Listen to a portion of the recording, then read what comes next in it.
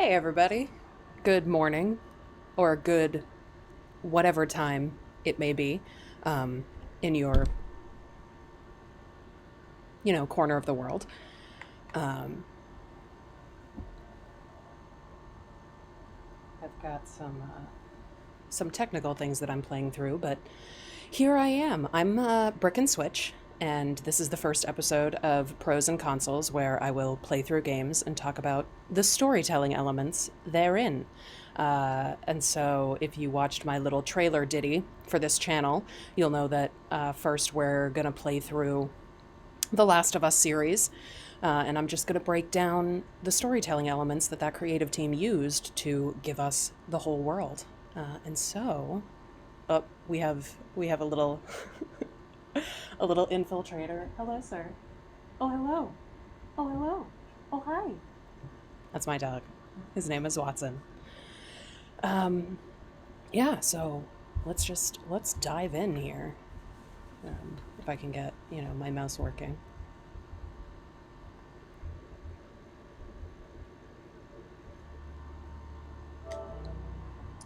And we're just going to dive right in because I pulled it up to have everything ready.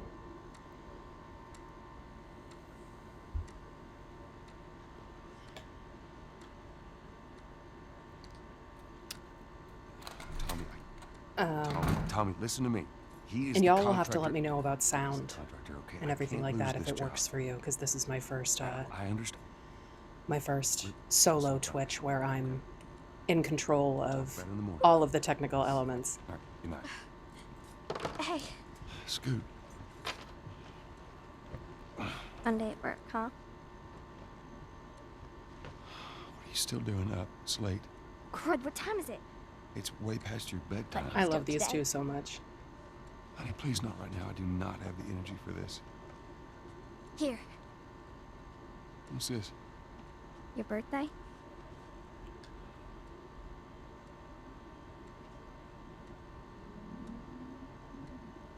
kept complaining about your broken watch. So, I figured, You like it? Honey, this is... It's What? nice, but I think it's stuck. It's not... What? No. Oh, ha ha. Where did you get the money for this? Drugs. I sell hardcore drugs. Oh, good. You started helping out with the mortgage then. Yeah, you wish. I love that we immediately get this dynamic between them that's so beautiful and so wonderfully father-daughter in a healthy way. And that we get this dichotomy of Joel, which will play throughout the course of the piece. But that, he comes through the door and he's arguing on the phone for his job. And then he sits down with Sarah and becomes vulnerable and beautiful, and it's on his birthday, and so there's this element of sentimentality that we get between the two of them, and it's just Honey, I need to quick. get your daddy on the phone. Uncle Tommy, what time is it? I need to talk to your dad now. There's something. Uncle Tommy? Hello? Don't smoke, kids. It's terrible. Do as I say, not as I do. I love the choice to have us play first.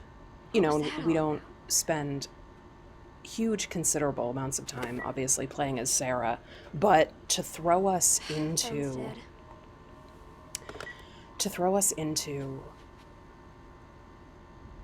this world as Joel, I think would be such a difficult choice. And to throw us in here as Sarah is so lovely because she's a kid and she has this kind of sense of innocence, even though she's, a teenager. And we get this lovely little dinosaur card that she forgot to give to him. And the dinosaurs will keep coming back and keep coming back. But I love that the card is kind of snarky and gives us a sense of more of their relationship, sort of building off what we saw in the previous scene. And we have this lovely, dear dad, Let's see, you're never around, you hate the music I'm into, you practically despise the movies I like, and yet somehow you still manage to be the best dad every year. How do you do that? Smiley face. Happy birthday, Pops. Love, Sarah.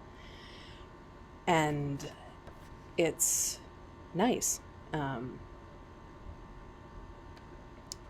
I love the world building that they do within the space. We get so much in every room, but especially in this room, the sense of Sarah. We get these lovely photos of Sarah and Joel and Sarah and Joel and Tommy. And so there's this sense of that they are close. And like of how proud he is of her in, you know, in the soccer, I think it's soccer, the soccer photo, you know, of her with the trophy and Joel just, you know, kind of happy. And that photo will come back and will keep coming back. But we don't know that yet. Spoilers.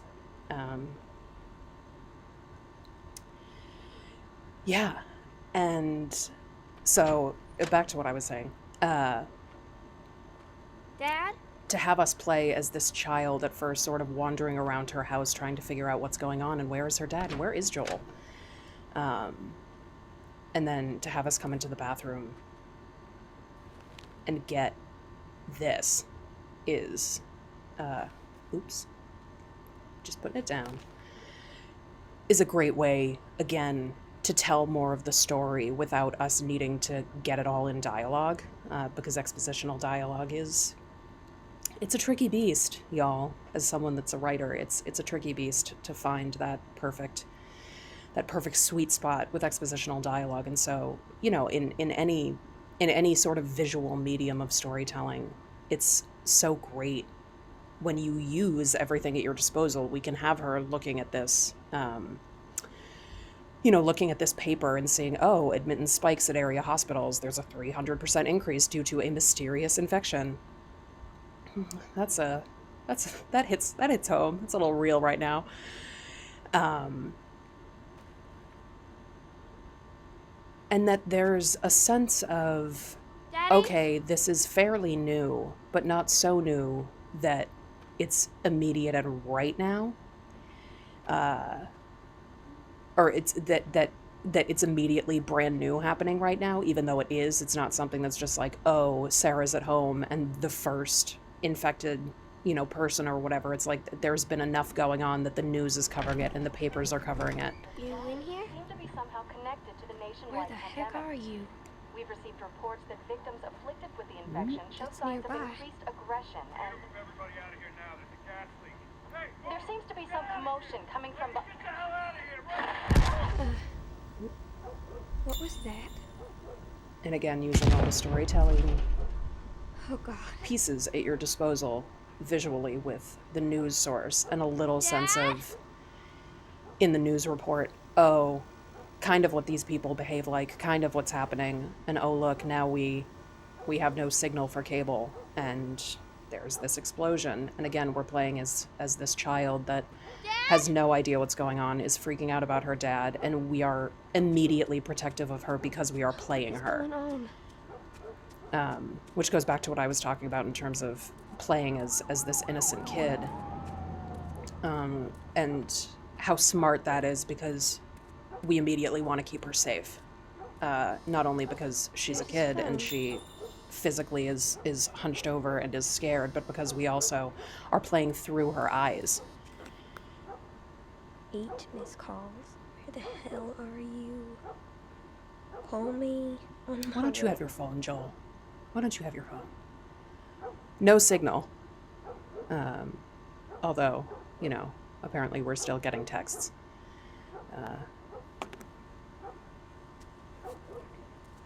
And Joel, where are you? Where are you? Where is he? I feel you, Sarah. Where is he?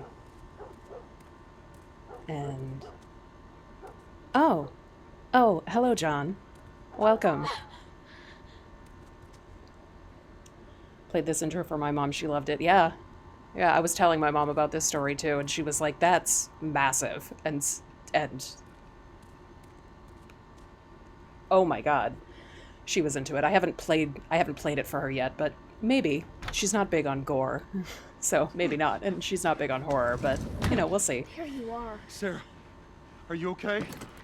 Yeah? Does anyone come in here? No, who would come in here? Don't go near the doors. Just stand back there. Okay. Dad, you're kind of freaking me out. What's going on? It's the Coopers. Something ain't right with them. I think they're sick. Kind of sick. The sick kind of sick, Sarah. Jimmy! Dad? Honey, come here. Come here. Jimmy! Jimmy, I am warning you! Don't! Ooh. Brutal. Brutal. Brutal, brutal. You shot him. Sarah, I saw him this morning. listen to me. There is something bad going on. And we've got to get out of here. Do you understand me? Yeah. Tell me, come on. And now, of course, we get this sense of how protective he is, and how much he loves Sarah, and how he's willing to do anything any idea what's to going on protect out her there? and to protect got himself. some notion.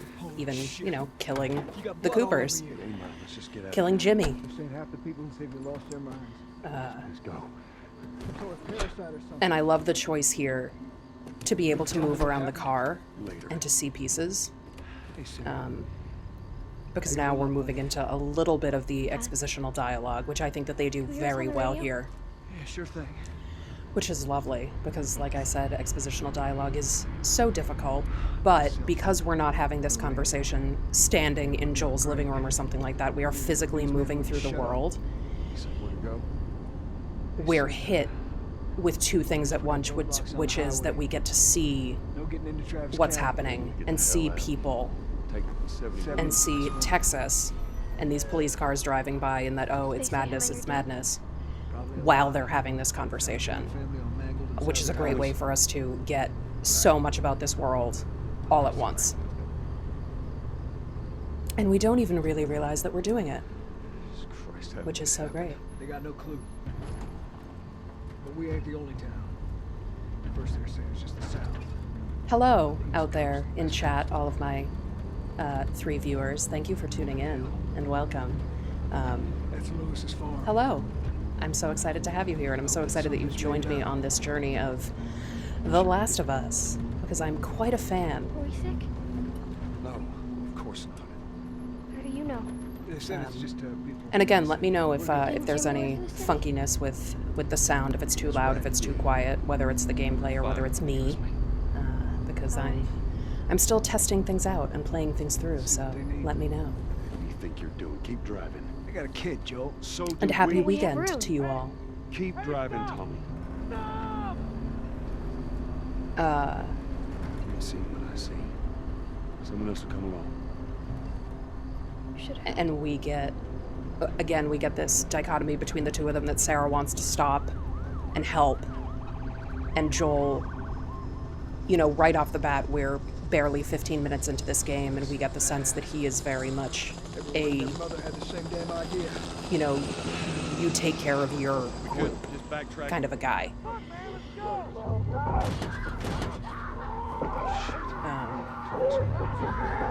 Which will grow for him as we play.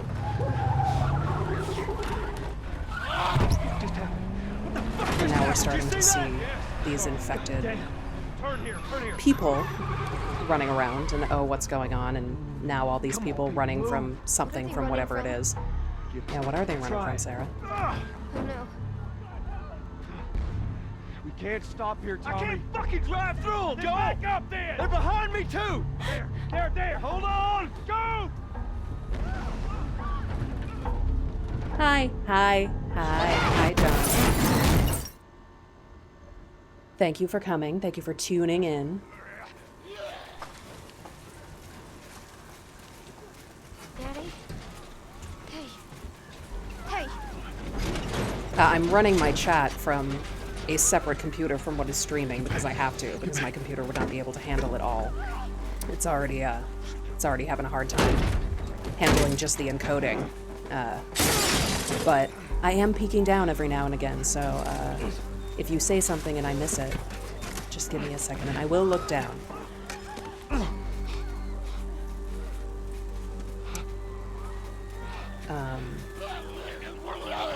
And so now we start playing as Joel, which is, I think, really wonderful and really perfect because we've gotten just enough time as Sarah to really feel protective of her. And that we want to take care of her, which is, of course, what we're going to have to do for a little bit now. My leg hurts. And we have this beautiful connection between the two of them based on the things that we've seen in the house and based on that first scene that we got and the birthday and the gift of the watch. Hold on tight. And we already love these two, you know, because they get that lovely birthday scene at the beginning, which isn't just like any other normal day. It's Joel's birthday, and it's a gift, and all of that fun stuff. Those people are on fire. Don't look, Sarah. Keep looking at me, baby. People getting in the way. Although, I mean, they're trying to run somewhere too. So look, we're all trying to move. We're all trying to move. We're gonna get out of this. And we're thrown into the fray. Oh, look, a theater. Theaters will play a big part in this series. Get back! Not really so much until part 2, but This way! Through the alley! what was I saying? I got distracted by Go! the theater. Oh, okay. He's dead! Oh, anyway, their day wasn't like any other normal day. It was his birthday, which heightens the relationship because we see what they're Find like a way out of here! on a day like that, and that they are so close. And he lets her stay up. Move it! You know, he lets her stay up late and they He's watch in the something. highway. Go! You got Sarah! I can outrun him! Uncle Tommy? I will meet you there! Hurry! Daddy, we can't leave him. And we get the sense that Tommy cares a lot about Sarah, and he cares a lot about Joel, We're almost there. saying, you know, go without me and I'll catch up. And now here we're in the middle of this fray and we're carrying Sarah, trying to get her to safety, with infected all around us, people running all around us. And we get this really emotional, this emotionally heightened scene, which will only grow here. It's okay, baby. We're safe. We're safe. Hey, We need help. stop! Please. It's my daughter. I think her leg is broken. Stop right there! We're not sick. Got a couple of civilians on the outer perimeter. Please advise. Daddy, what about Uncle Tommy? We're gonna get you to safety and go back for him, okay? Sir, there's a little girl. But... Yes, sir. Somebody, we've just been through hell. Okay, we just need... Shit.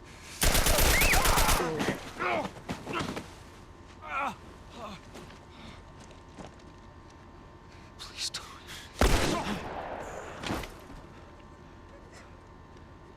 Oh no. You think maybe he's not that great of a shot, but Move your hands, baby. I know, baby, I know. oh god, the way she whines. I've seen this Listen to me. I know so this many times, and it's You'll be still okay, baby. Stay with me. oh. I'm gonna pick you up. I know, baby. I know it hurts. Come on, baby, please.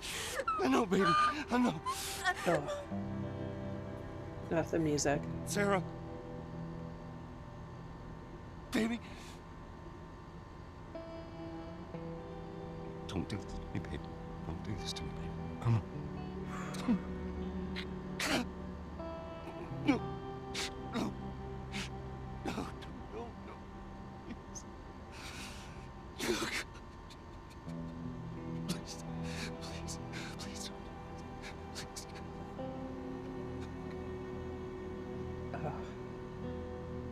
And there's the intro,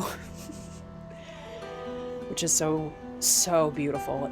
There have been The number of few confirmed things deaths that has have hit me passed as hard 200. as The governor has called that. a state The of first time that I emergency. saw that, I was a wreck. Hundreds of bodies lining the streets. And I still get Panic emotional spread clearly. worldwide after a leaked report from the World Health Organization showed that the latest vaccination tests And again, have because failed. we played as With the Sarah, bureaucrats out of power, we can finally we take feel the such a necessary connection to her and steps. such a Los connection to Joel Angeles is now that, the latest you know, city we're to be 20 placed minutes, under martial not law. even All into the residents are game. required to report to their And designated already quarters. Riots have continued for a third consecutive we are day, connected to and Joel, winter and we are rations are connected at to an Sarah, all-time and low. that's A group calling themselves the Fireflies Just have claimed responsibility for both you know, attacks. and then Their we come public into charter this, calls for the return know, of all branches of this kind government. of Demonstrations broke out intro, following the execution of 6 more alleged you know, these Fireflies. intro cards, and we get more You can still of a rise with sense. us.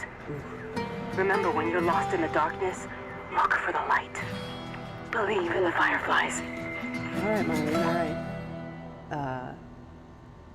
I love that. I love that they added that beginning because it throws us into the time jump that we get here and sort of what has been happening, what's been going on, what the world looks like now. And, you know, they do it all in a matter of, you know, just that intro to sort of get us to this 20 years later.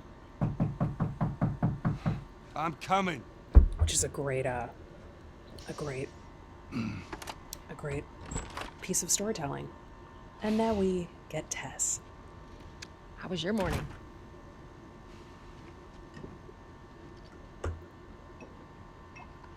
Want one? No, I don't want one. Well, I have some interesting news for you. Where were you, Tess? West End District. Hey, we had a drop to make. We had a drop to make. Well, you wanted to be left alone, remember? So I'll take one guess. The whole deal went south and the client made off with our pills. Is that about right? Deal went off without a hitch. Enough I ration cards to love, last us a couple of months, easy. You want to explain this? I was on my way back here and I got jumped by these two assholes, all right? I love this Yeah, they scene got a because few it's good such, hits again, in. a dichotomy. Dichotomies will play a big Look, I part managed. in this series. And I love here how we get These assholes still with us? this not Just find out who they different, were. Yeah, but this look, kind they of were a couple grown new side ones. of They don't Joel matter. that he's What really matters is that Robert fucking said he's different than we've seen him knows before. that we're after him. He figures he's gonna get us first. Years ago, we were talking about horror in a college writing class. We talked about a few ways to deepen it, the unexplainable phenomena and danger to children. Yeah, I know where he's hiding. that's a big thing. And Old it's a warehouse in great, Area 5. Can't say it's a for how great long, but storytelling device and storytelling technique I can do now. to use children, especially in horror, and especially in a world that is different from our own. Because again, we're trying to learn everything about what's going on, and so are kids, and so are everyone in any given world, but especially kids. There's just, like I was saying, this sense of innocence and an automatic sense that we often as an audience or as a player want to protect them. And so we're learning everything as we want to protect them, and so we already have an emotional connection. I've been selected for outside work duty. That's such crap. Soldiers are supposed to handle the outside. I'll make sure to tell them. Very smart for us to hear people chatting about the world as we pass them. And again, in the sense of visual storytelling, this world is very different than the one that we saw minutes ago. We have all these soldiers running around. Everything is kind of decrepit. It's dark. It's Hasn't opened yet. wet. Must be running low again. There's all of this graffiti, all these wanted posters all around, and so it's different than the world that we've seen and the world that we know, and we get this you know, kind of background scene where people are getting beaten with rifles and they're in hazmat suits, and we have all of these, you know, barricades that we can't cross. Seems like more people are getting infected. That just means more people are sneaking. And we're stuck in this city, and we don't quite know what's happening, what's going on. They fucking lynched him. I got us all new papers. Yeah. They Way shouldn't I give us heard any it, they line static him up in the there. street and cut him up. Just play cool. You know, we're still getting pieces of conversations that tell us what's going on in the world, which is, again, another smart kind of storytelling technique that a lot of games and a lot of visual things will use. Movies and TV use it too. Just to get really important pieces of things that are going on, but not whole conversations. All right, move on through. Thanks. Yeah, guess we're not going through. Get out of here! Close it up! Firefly! And we're starting to get the conflicts. Go, let's go, come on. That you see at every turn, which will play throughout the course of the game, and really throughout the course of any good game or any good piece of storytelling. You're getting constant conflicts that are in your way. Every time you make a decision, it, you know, So much for the easy route. dominoes into Patch yourself up, all right? into 97 other things, and like Tess just said, you know, so much for the easy route. I always want to save this health kit when I play it, and it never lets me. They're gonna close all the checkpoints. We're gonna have to go around the outside. We're on quite an easy setting here, Or we which could is just going to be let Robert interesting. But I figured that we would play a fairly easy setting since we're going through for story elements as opposed to all the gameplay elements. Even though those will come into the storytelling, but, you know, if I was playing Grounded, I would get so focused on the gameplay that I would forget to talk. What are the fireflies? And I would, you know, a half an hour would go by and I would have not said a word besides probably fuck. Good man. Hey, you stay out of trouble, all right? Military's gonna be out in force soon. Yeah, see you around.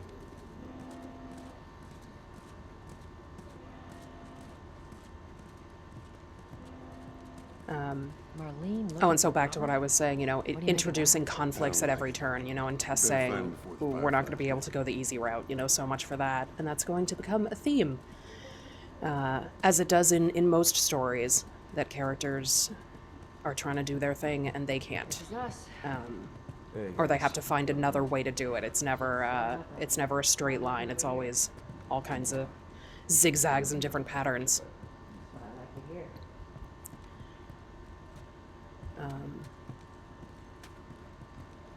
Oh, we're gonna move the bookcase.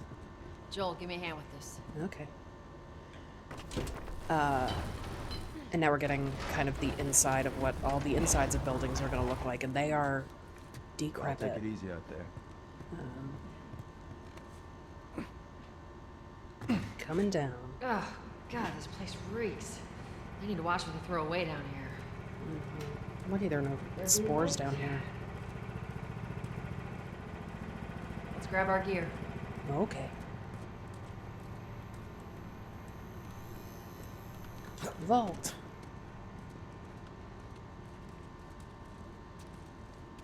Our backpacks are still here from last time. Oh. Thank you, Tess. Not a lot of ammo. Make the shots count. But even though that particular dialogue is a little on the nose in terms of what it's trying to tell us, it does tell us that they do this a lot. All right, Texas. Boost me up. Okay. You know, and that they have their backpacks, they keep them down there, and that they don't keep them with them, which is interesting. They don't keep all their gear, you know, in their hideouts or whatever it is. It's in this, you know, grungy basement. Come on. Oh, I love Tess. What a badass. Look at her just like lifting him up.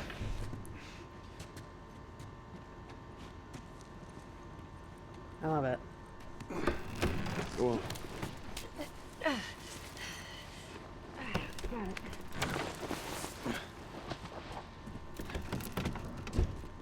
Be careful. When am I not? Got a trick question? I don't know, Tess. When are you not?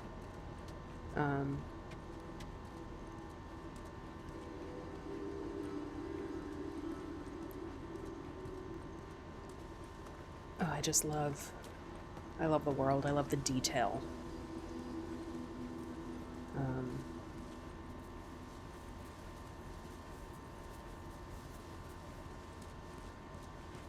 All right, we have to find the ladder or whatever. Where's the ladder? It's got to be around here somewhere. Oh, the ladder. Oh, the ladders. Oh, the ladders in this game.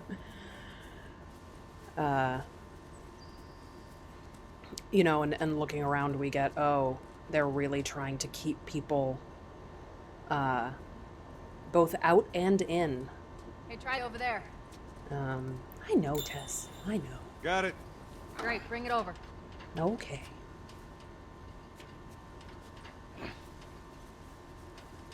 But yeah, you know, that the soldiers are trying to keep people out and in. And what that means and what that looks like. Lady, you must be thinking of someone else. And how Joel kind of, Joel and This Tess, they play the game of being in the city, but you can tell that they're not necessarily happy about it. But they're doing what they have to do to stay alive. Down through here. Oh yeah.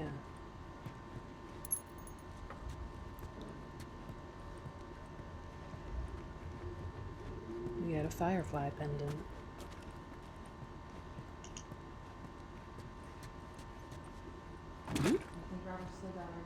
For his sake, he better. Look, once we get our merchandise back, it should be easy to unload. Well, speaking of merchandise, when's that next shipment due? Well, we're meeting Bill next month. More pills, Oh, lots Bill. of ammo. Supposedly. Hold up. Spores. Oh, you put that mask on fast, Joel. Where the hell are all these coming from? I hope everyone had a good week. They're coming out of something. Mine was good. It was busy. I'm wrapping out a show right now, and we have a lot of COVID guidelines that we're going through and that we're following because it's a lot of people wrapping out a television show. There's our culprit. Body's not that old. Better keep your eyes and ears open. We kind of get our first look at an overgrown infected, and it is unpleasant, but also kind of cool, which is kind of gross. But like the growths that come off of them. I should be able to fit through here. You know, and so we're presented with here at the beginning, Damn ceiling's you know, falling what we apart. Be think, careful. okay, is going to be one of the first big conflicts that we have to overcome is these guns and getting to Robert. Easy. And we don't necessarily know why Watch it. they need, why they need the guns.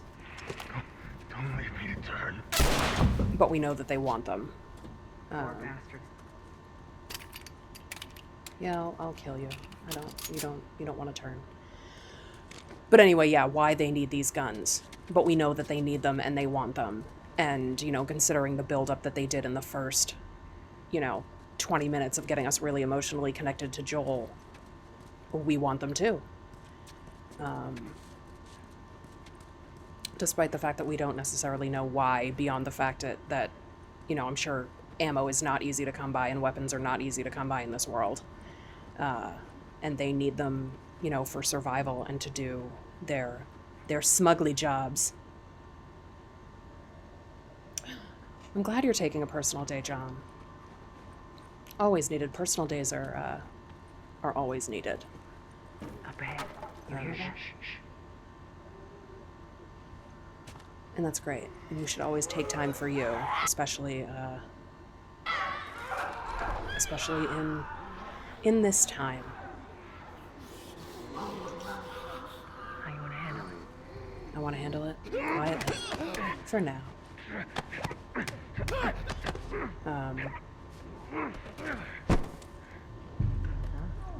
And so here, presenting us with conflicts. Not huge conflicts, we got 3 infected that we're dealing with. So it's not massive. I'll just beat you.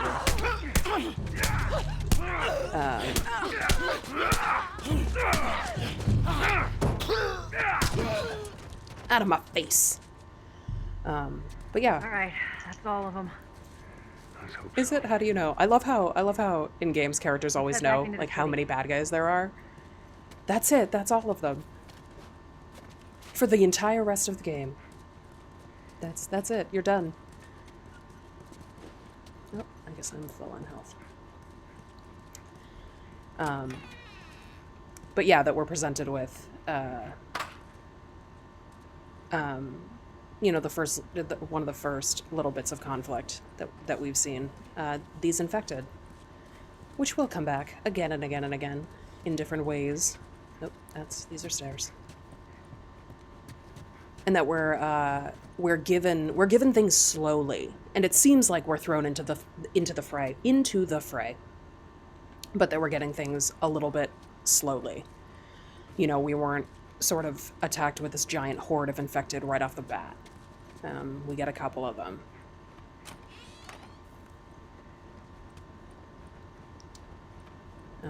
Ooh, look, a note.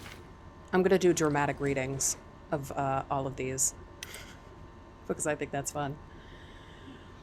Hey, brother. We were so close. I'm sitting outside the walls knowing I'll never see the outside of the zone. While waiting for the smuggler to show up, we heard a squad of soldiers approaching. In our panic, we ducked into this building in hopes of hiding from them. None of us noticed the spores until it was too late. We're all infected. We have a few hours, maybe a day at most. I hope the smuggler is still coming so I can at least pass this note to you. I should have listened to you and come to the zone with you when I had the chance. Now, it's too late. It's too late. Sorry, bro. They got infected trying to sneak into the zone. As much as everyone complains about it, I love little notes. you got all these poor bastards wishing they were living on the inside. I always love when games do that. It's such a nice way to flesh out the world. And to get a sense of the other people that live in it, even though, you know, you're playing generally, you know, 1, 2, or a handful of characters at most. Yeah, I'll do dramatic readings of all the notes, you know, until I get bored or you get bored. Some fresh air. During part 2, I'll probably do dramatic readings of Ellie's journal, which will be fun. I loved that mechanic in part 2 of the journal. Bill to get you some of them air fresheners. But this isn't about part 2, it's about part 1. They weren't expired, that'd be a good idea. I love that they bring up Bill a couple of times in sort of a foreshadowy sense of the fact that we will eventually meet him. And that's nice. That's a good storytelling technique. Cover the entrance. I got it. Yeah.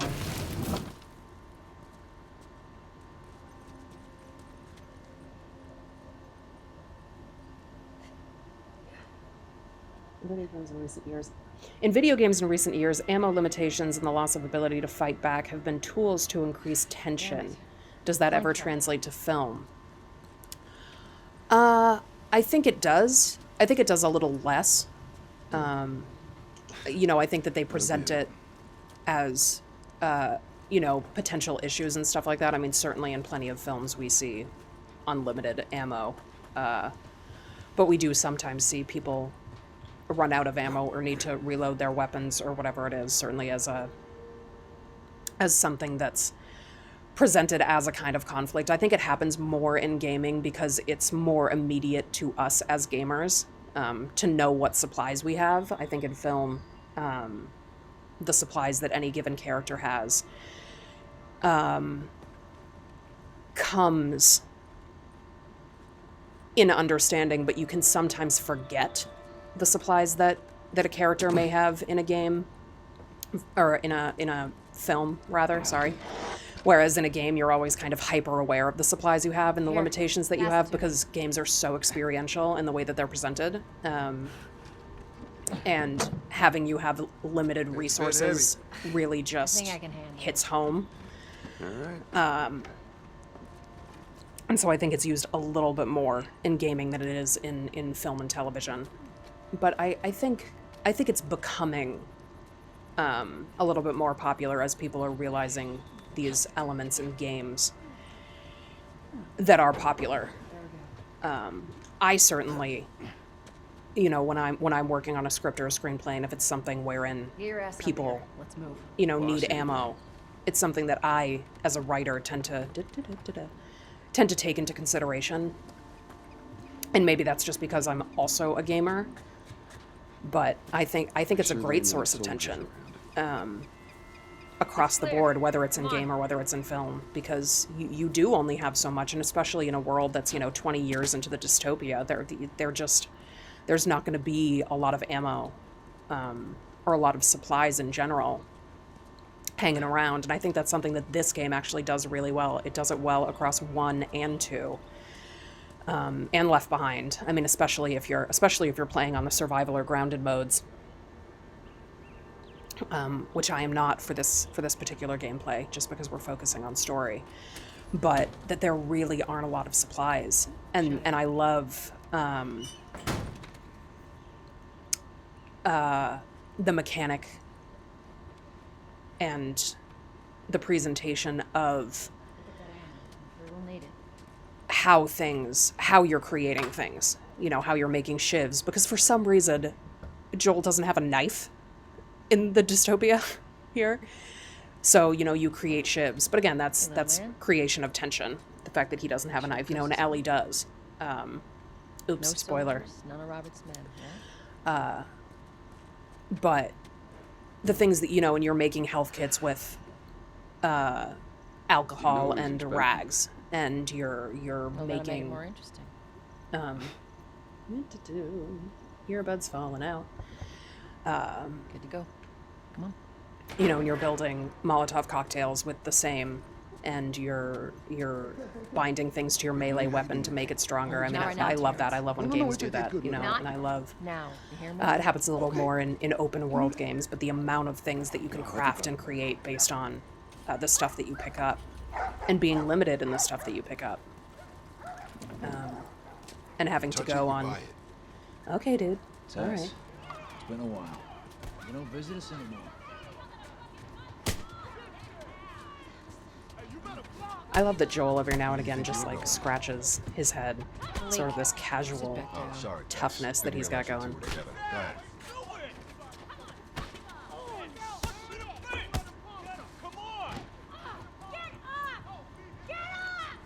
This fight that's going on over there. Headache. Don't ask. Alright, I won't ask. Even though I kind of just did.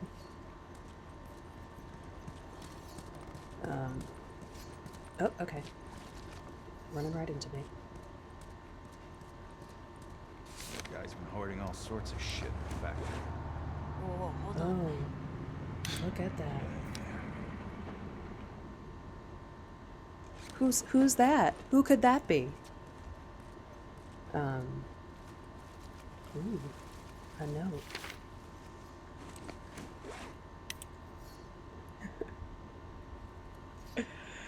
Notice. The civilian service system. The general of the Boston quarantine zone. Fuck this. Greeting. As an able-bodied citizen, you are hereby issued work orders to participate in various duties relating to the care of the quarantine zone. Please report promptly to the main office. Charles Bridge on December 15th and on December 15th at 6:30 a.m. for forwarding to an armed forces management station. I won't be doing that.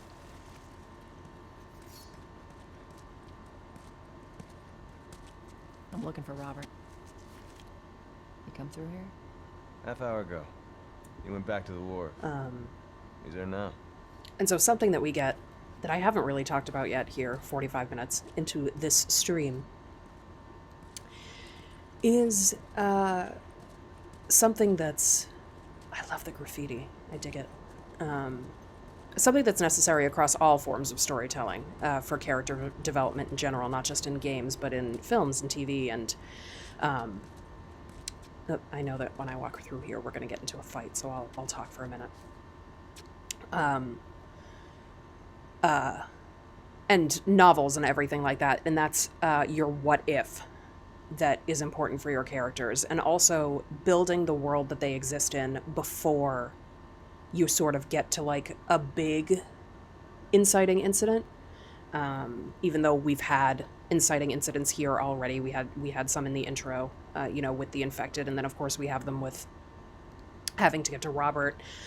But, before you make the switch into what the story is ultimately going to be, you get this intro of what the world is right now. And the what if this doesn't happen? What if they don't get the guns? And we don't necessarily know what happens if they don't get the guns beyond the fact that they need them for their jobs, whatever it is that they do. We don't quite know yet. I know because I played the game, but we don't quite know yet what they do, but we know that they're not really into being into the quarantine zone. And we know that the guns and the ammo are going to keep them alive, again, because, as John has pointed out, the whole idea of limited resources.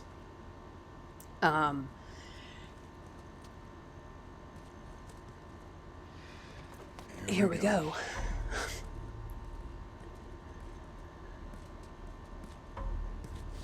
And so yet another conflict that we run into, yet another obstacle that we have to overcome, these dudes. Our beef isn't with you. We just want Robert. You don't want to do this. And at every turn, good storytelling will present its characters with without Robert. With a path that looks potentially like it's going to be so angry, so sexy. See, she gets it. Take cover! She knows what's up. You ready? Yeah. I'll cover you. Get the angle on them. I'll cover you. Son of a... I will randomly break into song sometimes. I hope no one minds, and if you do, I don't know, just yell at me, but I'll probably still do it.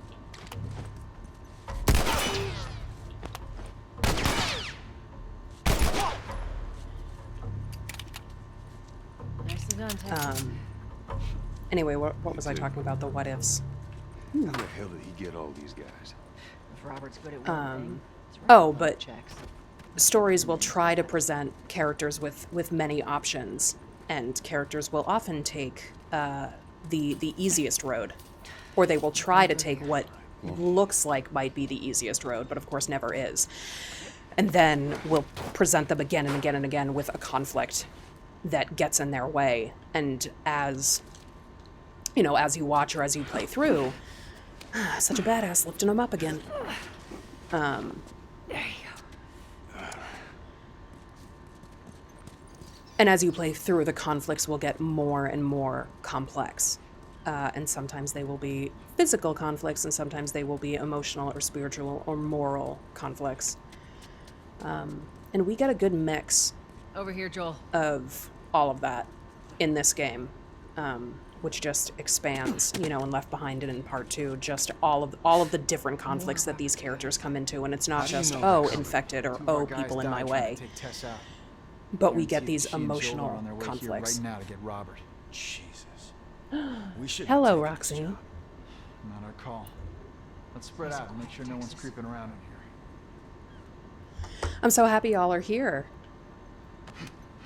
All right, Tess. Just knifing. See, Tess has a knife. Okay. Just running through people, apparently. The singing. Yeah. I mean, it's hard not to, Some things just come up and they just, trigger a song in me. And I feel compelled to express myself. In song.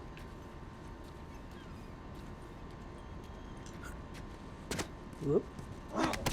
Meant to tell you, he's down on Jordan. I like that.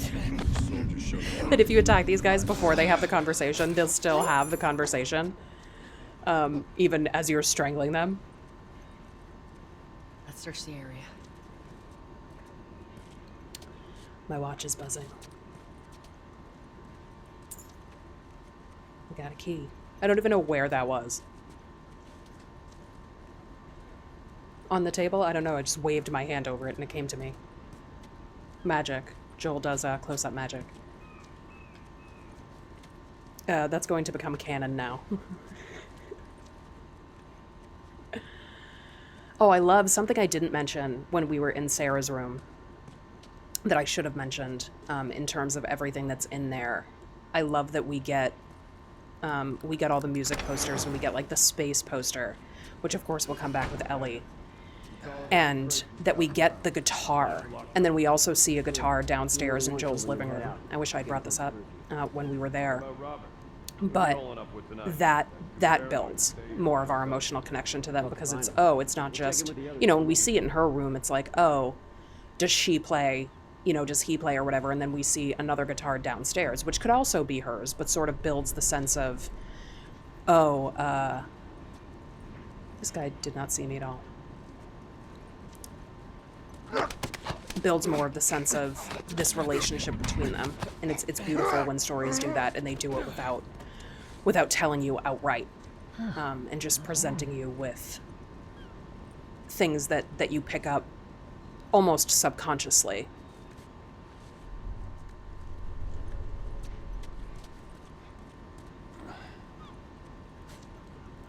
And so now from a gameplay perspective, we're getting more of the mechanics of what the gameplay looks like here. Now we have our obstacles moving around and trying to study their movement patterns.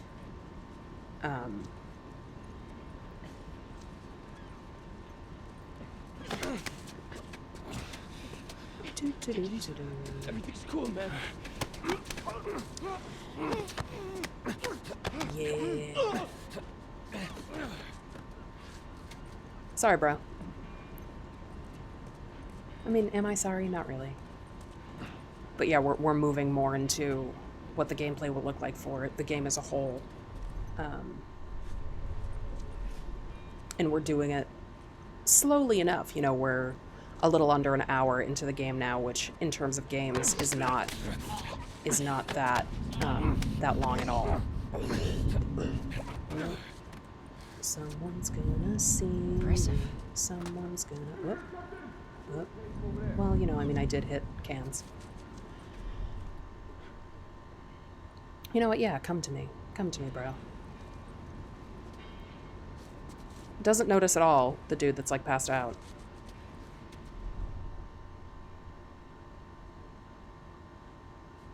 I like that in this game, Joel, they have Joel physically, oh,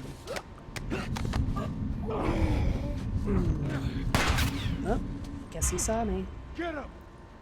He physically protects the people that he's with his body when they're hiding behind things, which I think is such a lovely little nuanced addition.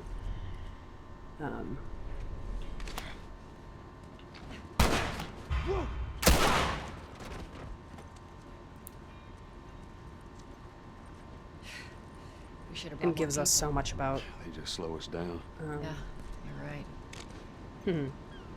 Come on, the docks are this way. Let's do this.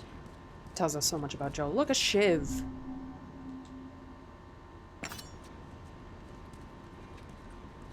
I still have tutorials on, and we'll be building up Joel's...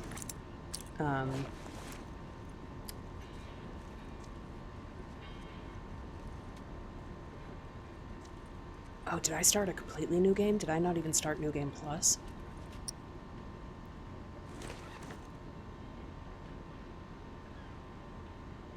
Oh, interesting that I made that choice. Oh, okay. It's all new. It's all new. Realizations once you're playing. Yeah, that I'm not playing New Game Plus. I thought I was. I mean, that's cool. That's cool. I don't mind.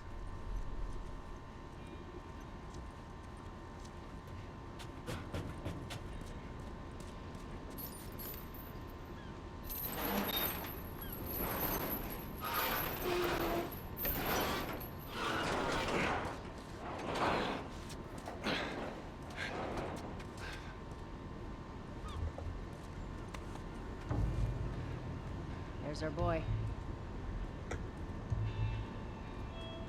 I always thought he kind of looked like Tommy, and it might just be because he's like a white dude with long hair. Tommy, I mean. Not Tommy. Robert kind of looks like Tommy. Words, y'all. Yeah. I'm really good at them. I swear I'm a writer. Let's be smart about this. There's a lot of them. Again, an obstacle, a bigger obstacle now. And still just in this intro of the, really of the story. You know, like the ooh, that, how did that guy not see me? Oh, he did. Yeah, whatever, it's fine.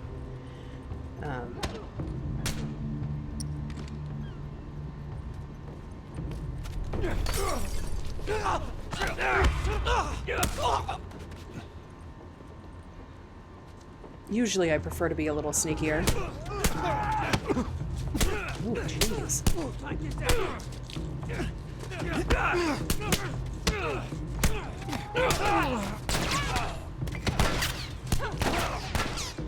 Okay. Apparently I'm just hitting the air. It's fine.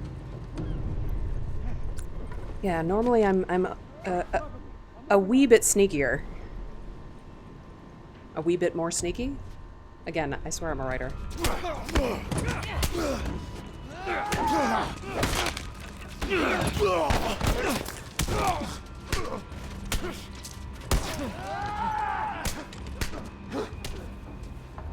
You're fucking dead, asshole.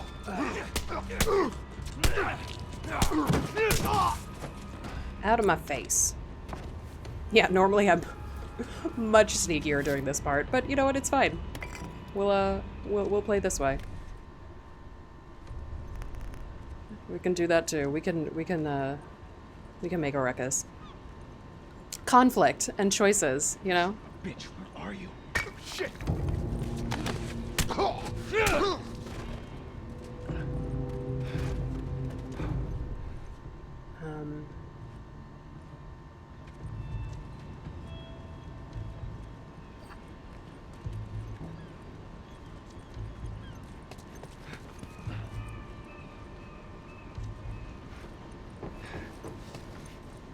Oh, I would rather the brick. People are either bottles or bricks, and I will use bottles. They're fine. A shipping manifest. Damn soldiers spotted one of our ships. I thought we were done for, but that Robert guy knew one of them. He managed to bribe them in return for letting us go. I guess he's good for something. The son of a bitch can talk. It did cost us a third of the cargo, and I can't shake the feeling that we've been had. How the hell did they find us in that fog? Anyways, here's what we managed to bring in. 2 crates of clothes, some new pairs of jeans, 1 crate toilet paper, that's real. 2 crates of frozen meat, more Canadian bison, 1 crate of liquor. This guy's wheeling and dealing with everyone in town.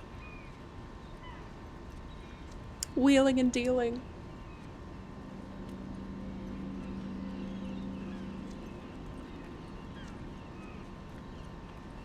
That's what I was looking for initially. Oh, look. More dramatic readings. What the hell are we doing with this guy? I don't know how he orders us around. I don't like his stupid ponytail. And I sure as shit don't like that he hasn't paid us yet. Not to mention that the people after him are some of the most dangerous in the city. What do you think's gonna happen when they get wind of our involvement? I don't know, you'll die? I'll leave it to Robert to piss everyone off. Again, using notes to tell us, no, I'll take the brick. To give us more character development, even with Robert. Who's kind of a dick. But you know what? He's just trying to live his life. Robert must have run in there. Let's go.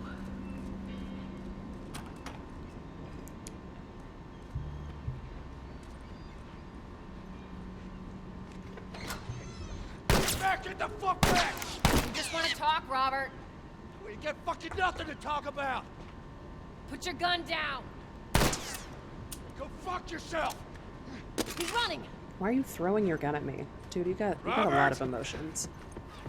Oh, this way! Just kicking the door down. Not even using the handle. We almost got him!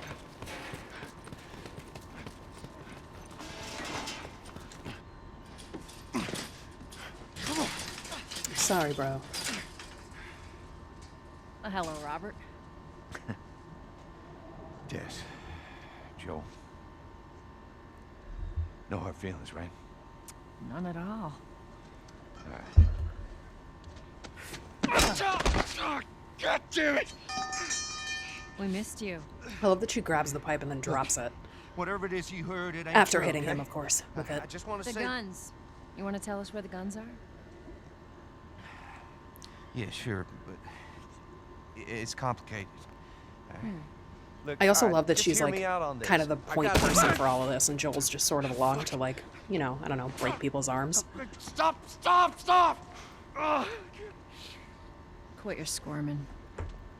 You were Which gives saying- us to come back into story piece instead of gameplay piece. More of a sense again of who Joel is. He's sort of this quiet You owed us. guy who doesn't I necessarily say you bet on the deal wrong with the horse. I just need more time. Just give me a week. with You know, I necessarily might have the done that if business you as hadn't much tried as to fucking Tess kill me. does. Come on, it won't Who like has that. our guns? I can't. And they're a pretty good team, Tess and Joel. Just give me a couple days. Yeah, not gonna do that. Who has our guns? It's the Fireflies. I owe the Fireflies. What? Look, they're basically all dead. We can just go in there, then. finish them off. We get the guns. What do you say? Come on. Yeah, fuck those Fireflies. Let's go get them. That is a stupid idea. Teth is ruthless. Well, now what? As I'm smiling, I dig Tess. We go get our merchandise back. How? I don't know. We explain it to them. Look, let's go find a Firefly. We won't have to look very far. Yep. There you go. Queen Firefly. Why are you here? Business. Intros. You're looking so hot. Where's Robert?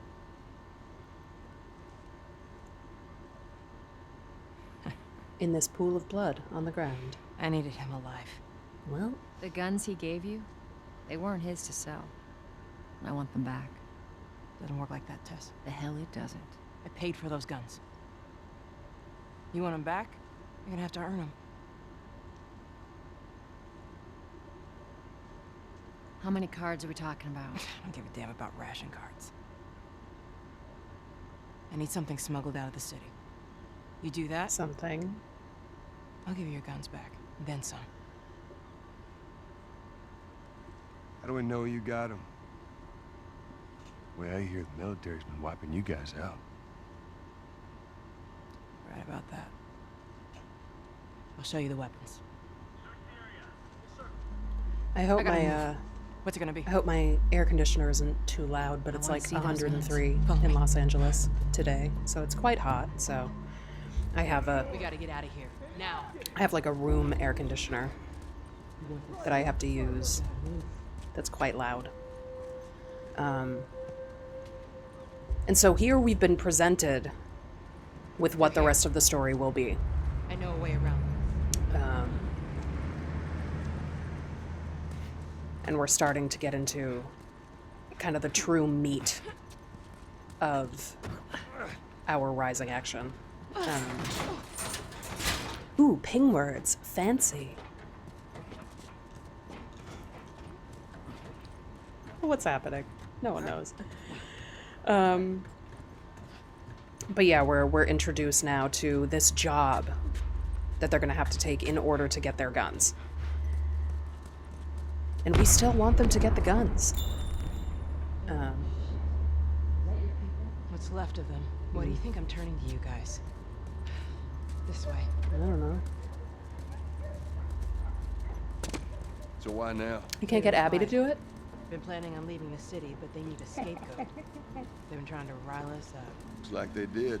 We're trying to. I mean, I defend guess she's ourselves. like a kid at this point.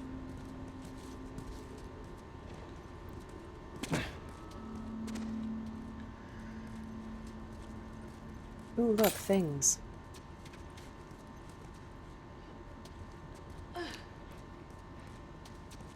Joel, give me a hand with this. All right.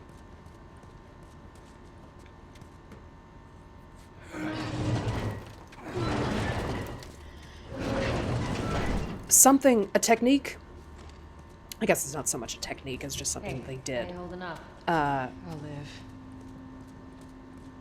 That I enjoy so much about this story, and that I enjoy just in general when stories do this, is the whole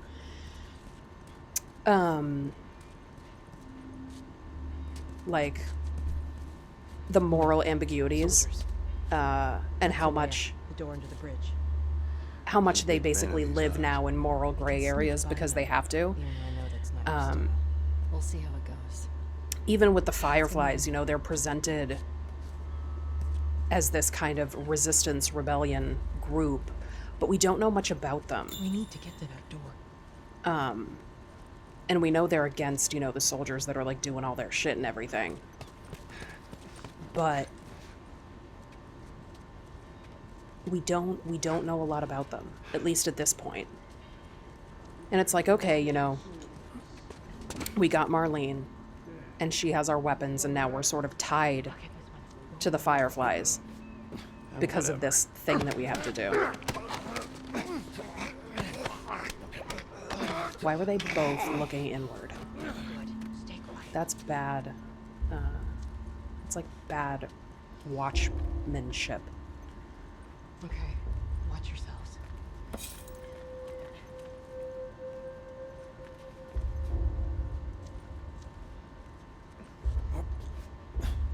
But yeah, now they're truly building out the world in terms of, okay, Tess. Yeah.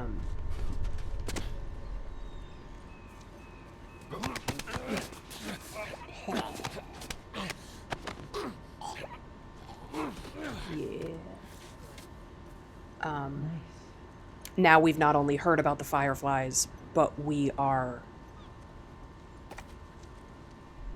now we're meeting them. And it happens slowly. Oh, and that dude just killed someone.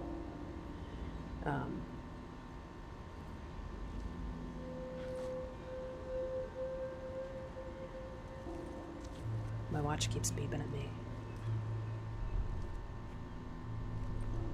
Beepity beepity. Beepity boppity boo. I don't know what's happening. Yeah, the moral ambiguity. John says the moral ambiguity, and then the big choice at the end. That's a fun mindfuck. It really is. And it's one of my favorite things about gaming in general, but especially this game, and how much they throw you into the moral gray areas across the entire series. You know, for so many of the characters. And the choice at the end, which I won't talk too much about right now, you know, and will once we get there. Something I enjoy about that particular choice is that you're basically forced to make it to continue the story, because something that they have done, especially in this game, as opposed to something that may be a little more open world, or even, it doesn't have to be open world, it just happens a little bit more in open world,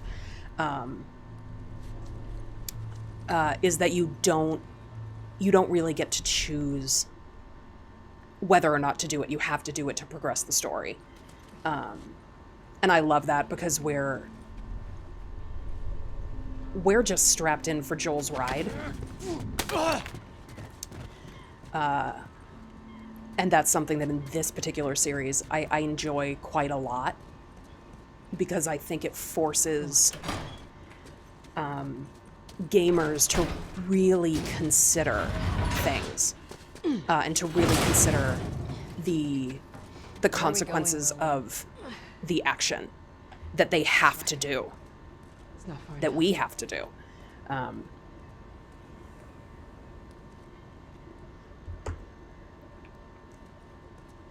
In a way that's different than if you were given the choice. I'm running on fumes. I'll make it. Which, if you were given the choice, yes, you may look at every angle and every choice that you could possibly make, but when you have to make this one choice, I, at least definitely would consider other choices, but know that this is the choice that I have to make, whether or not I do or don't agree. And really sit with that in myself and really think about that. You know, and obviously we'll get more into the nitty-gritty of that once we get there to the end of the game and we're faced with that choice. And I'll break down more of the morality and like the emotional stuff that happens there when we get there. But yeah, it's something that I personally really enjoy. And it's something that I really enjoyed too in part 2, because there are a lot of things that you are forced to do in part 2 that are brutal. Come on now. Get on up. But I love games that are morally ambiguous. Here she is. You're recruiting kind of young, aren't you? She's not one of mine.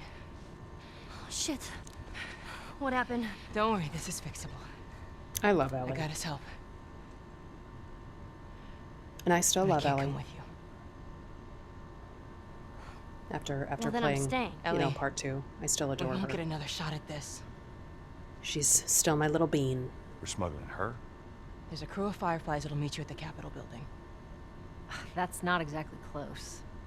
You're capable. You hand her off, come back, the weapons are yours. Double what Robert sold me. Speaking of which, where are they? Back in our camp. We're not smuggling shit until I see them. You'll follow me. You can verify the weapons. I can get patched up. But she's not crossing to that part of town. I want And Joel here to we watch go. over her. Whoa, I don't Bullshit, think I'm not- Ellie! Oh, we have a couple more viewers that joined. Hello. How do you know that? Couple more viewers that He was joined. close with his brother Tommy. Thank you for the follow, So if I was Rebel ever in Rose jam, 13. I could rely on him. I just Before noticed. or after he left your little militia group? Again, I said earlier that I'm running He was a good man. I'm running my stream off a Take her to the MacBook, North Tunnel a MacBook Pro, which isn't hyper strong, so I actually have to Cargo, run Joel. No more time. my stuff on a separate little You'll be tablet fine. so that I can see chat and everything, because I'm not using Streamlabs OBS because it just with it can't run. Don't I have to do run the old And school you OBS Studio. stay close. I guess it's not old school. It's great. Let's go. But I'm running OBS Studio, and there's a little bit less that I can do in OBS Studio than I can in Streamlabs in terms of chat and all of that stuff. So I'm running my chat on a separate thing, so I have to look down every now and again to see you all. But hello, welcome. And I'm glad you're here, and I hope you all have had a lovely week. And we're talking story here, and we just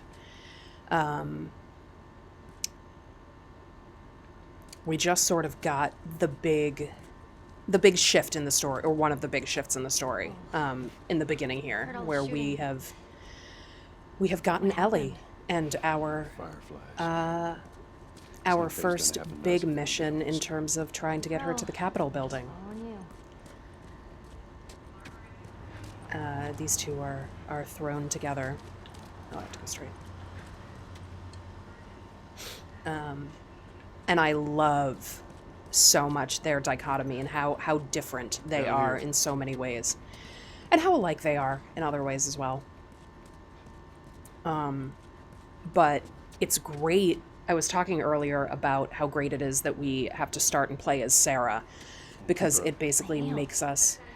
I love Ellie, she's so sassy. It makes us immediately love Sarah, and it also makes us immediately love Joel, and we get to learn the world through the eyes of an innocent child. And I love that now, you know, where the very beginning intro with Joel and Sarah, you know, is probably 20 minutes long. And then, you know, we play the first part with Joel and Tess trying to find Robert. You know, and meeting Marlene, and it's all probably, you know, we probably get about an hour or a little under an hour where we don't have Ellie yet, even though that's like the ultimate journey of the game. And that choice, I think, is so great because if they had immediately presented us with Ellie within the first 10 or 15 minutes after losing Sarah, I think it would have been too on the nose of, oh, look at this, like, mirror going on. Yep. Sometimes. From a storytelling perspective, it's nice that we get, first. I love that What's Ellie the deal refers with to you, herself as a Marlene, kid, anyways? because she is one. I don't know. She's And she friend, will I guess. quickly grow up. Your friend, huh? You're friends with the leader of the Fireflies. What are you, like, 12? She knew my mom, and she's been looking after me. And I'm 14. Not that that has anything to do with anything. So where are your parents? Where are anyone's She's so parents? sassy. She's so snarky. I love Been it. gone a long, long time. Oh. So instead of just staying in school, you decide to run off and join the Fireflies, is that it? Look, I'm not supposed to tell you why you're smuggling me, if that's what you're getting at. You know the best thing about my job. I will go back to what I was saying I gotta before. know why. To be honest with you, I but give two shits what you're up to. Well, great. I love the dynamic that's built here between them, and the performances of Troy Baker and Ashley Johnson, who are Joel and Ellie, and how they present this first conversation that they have, which is quite expositional in nature, very naturally. It's great when you have that. I mean, the dialogue is not super crazy expositional, but it is expositional in nature, and it's just it's clear that they either had time to play with it a little bit to make it seem natural, or that that's just a skill that they have. There are some actors that really just shine with exposition and really understand how to present it in a way that doesn't feel like, I'm giving you all the information that you need. I'm talking about my past. Or whatever it is. I hope the stream is streaming well for y'all right now. I know that that my computer is working hard, so I hope the sound's coming through okay and the visuals are coming through okay and that there isn't a lot of lag. What are you doing? Killing time. Well, what am I supposed to do? I am sure you will figure that out.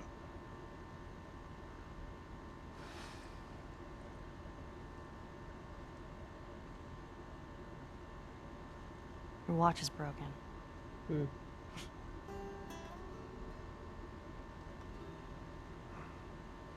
I love the music in this game. Gustavo, man.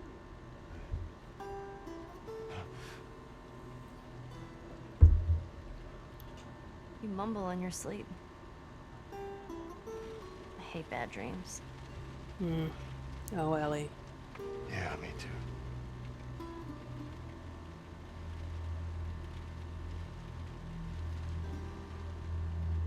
We'll talk about that line You know, I've never when we been get to this part close 2.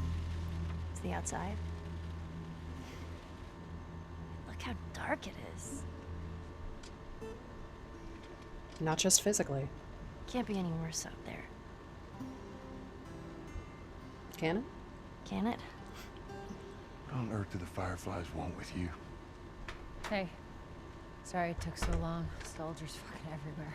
How's Marlene? She'll make it. I saw the merchandise. It's a lot. Wanna do this? Yeah. Let's go. From a character perspective, it's great that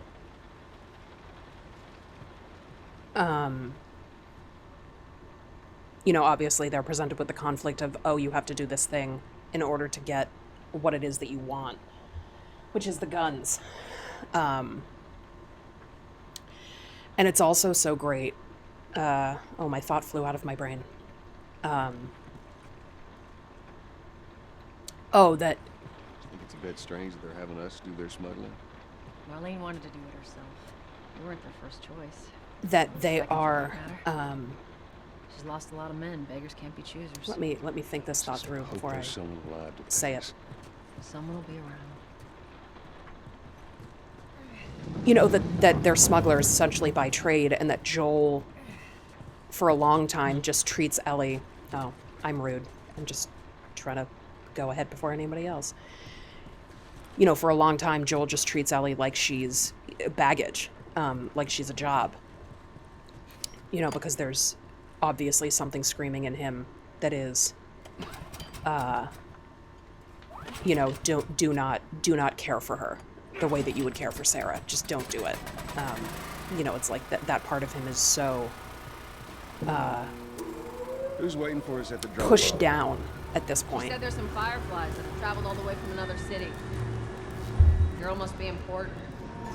And that we don't know What is where the deal? Tommy's gone. You some bigwig's daughter or something? Something like that. How long is this all gonna take?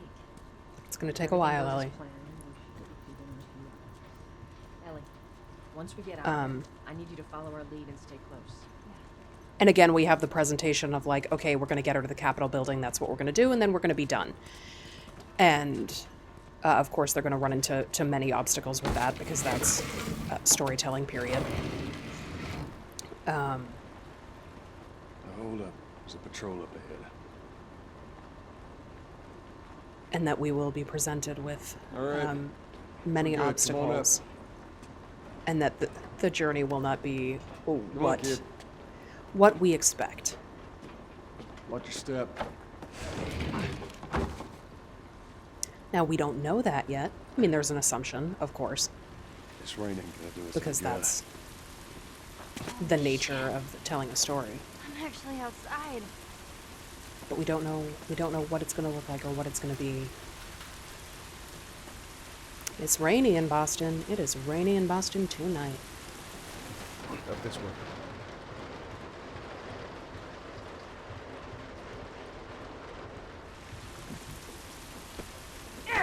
Oop. Don't do anything stupid. Move. Turn around, on your knees.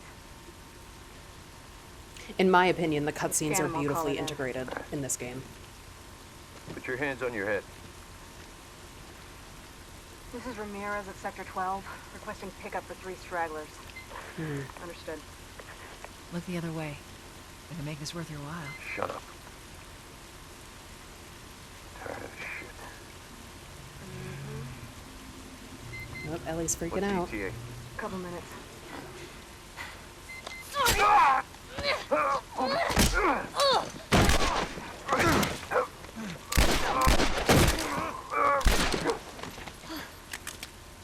Fuck! I thought we were just gonna hold him up or something. Oh, shit. Ellie, Look. still so innocent here. Jesus Christ. Marlene set us up? Why the hell are we smuggling an infected girl? I'm not infected. No? Just lying? I can explain. You better explain fast. Look at this. I don't care how you got infected. It's 3 weeks old. No, everyone turns within 2 days, so you stop bullshitting. It's 3 weeks. I swear. Information. Why would she set you up?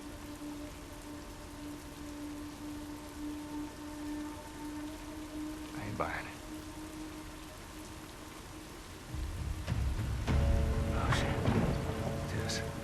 Run. Run! Go! Go! Move!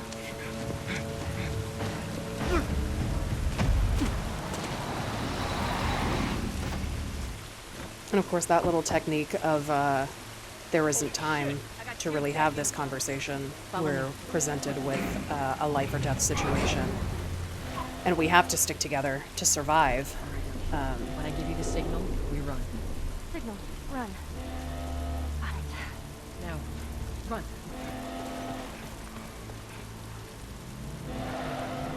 Stay away from those lights. That's a great technique used across many stories. But just Ellie, it's gonna be another sprint. You ready? Sure. the thing of God damn it. we cannot stay too long in one place, even to have a conversation. And so it moves the action forward, and it also moves character development forward and relationships forward because you put people in life or death situations, and they are naturally going to get closer. See anything down there? sure they came this way? Stay down, don't let him see you. Come on, kid. Follow Joel.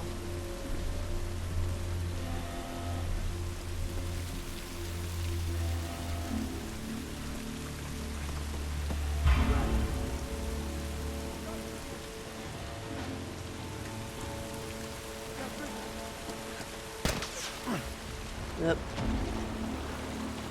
I was seen.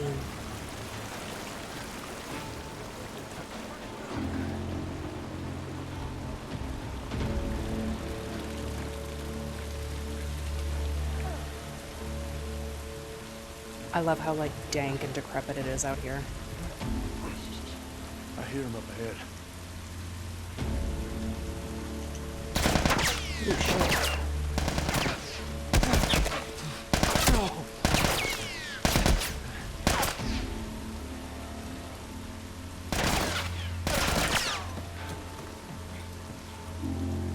So sneaky.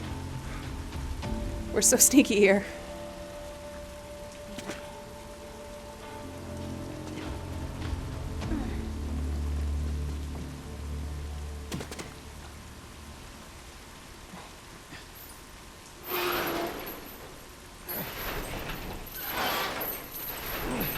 Got a bloody arm. Down. Come on, Ellie.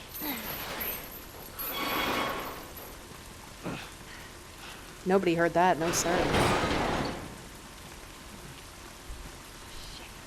I mean, I guess it is radio. Down. There's so many of them out here. How are we supposed to get past them? Ain't spotted this yet. Let's go around. Yes, let's. And so yet again, they've upped, from a gameplay perspective, the combat, where we have yet more people looking for us.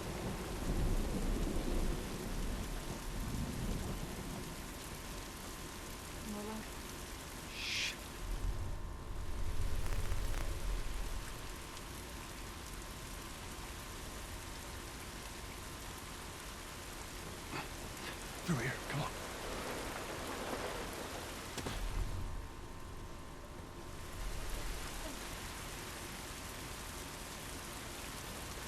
Sneaky, sneaky, sneaky, sneaky, sneaky, sneaky, sneaky. Not anymore, though. Guess you got any idea which way? So different.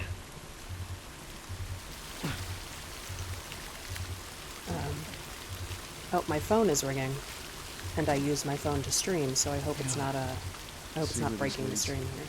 Oh no, it looks like it's not.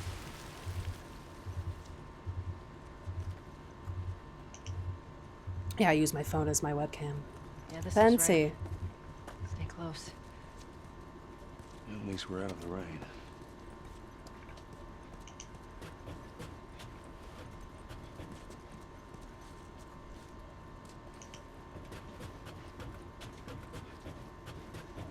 How's it look? Think we can squeeze through here. And so even though Charlie squad, report. Shit. I got more soldiers. Target's still on the loose, sir. Break off pursuit and report back to Sector 11. I don't think they see us. even though Joel would never admit it, we are growing closer to Ellie even now, even here at the beginning, when he's frustrated and having to do this job. But he wants those guns. He wants those guns.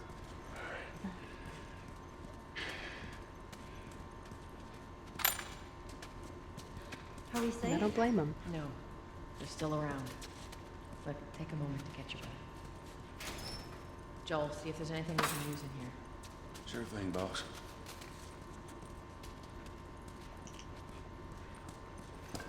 She's the boss. Tess, up through here through this pipe. I think we can make it through here. Stay very close, Sally. You think right. Okay.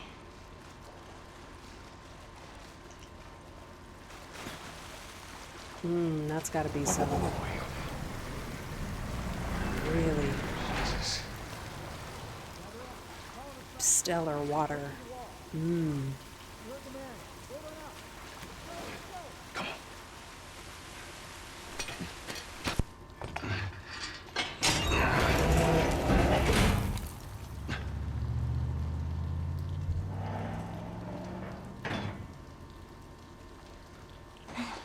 they're gone. Look, what was the plan? Let's say that we deliver you to the Fireflies. What then? Marlene's... She said that they have their own little quarantine zone with doctors there still trying to find a cure. Yeah, we've heard that before, huh, Tess? And that... whatever happened to me is the key to finding a vaccine. Oh, Jesus. That's what she said. Oh, I'm sure she did. Hey, fuck you, man. I didn't ask for this. Me neither. Tess, what the hell are we doing here? What if it's true? I can't... What if, Joel? I mean, we've come this far. Let's just finish it. Do I need to remind you what is out there? I get it.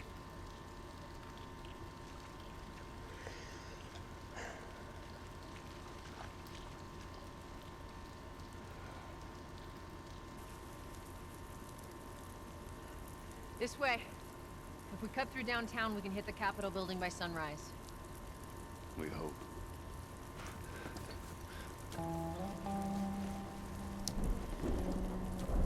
I love that cutscene, particularly because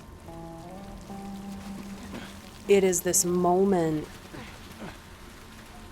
and it's small, and it's not quite completely the moment or the fully formed moment, but it's a moment where Joel could make the decision to turn back and be like, fuck this, I don't want to do this. Oh yeah, I swear like a sailor, sorry y'all.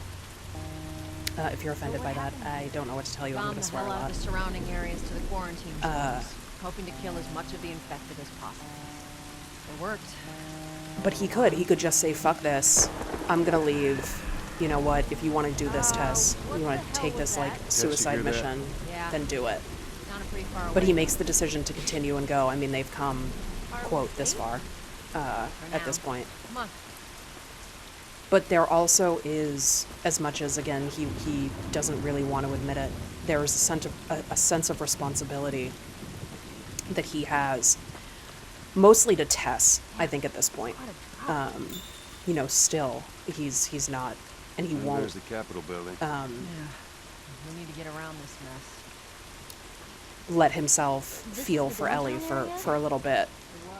But whatever relationship he and Tess have, which is a little I almost said ambiguous, a little ambiguous, that he does feel a sense of responsibility to her and for her. Hey, Tess? Coming.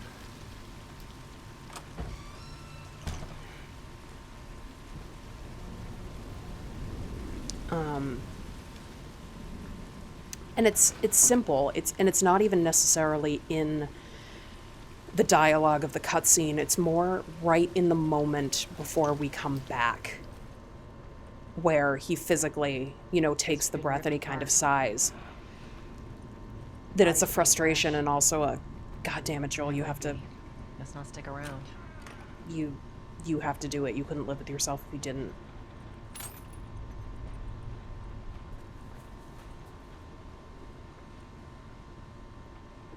Did we lose Ellie? She's like, bye guys. She's gone. It's fine.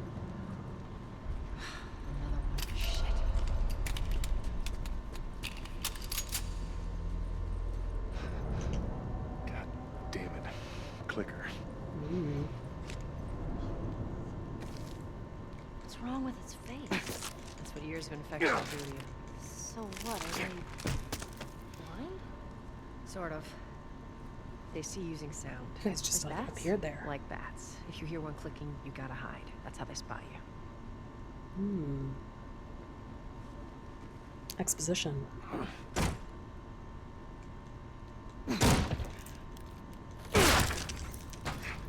The fungus that grows all over everything is dope and weirdly kind of beautiful in this odd Well, it feels like it's about to fall apart.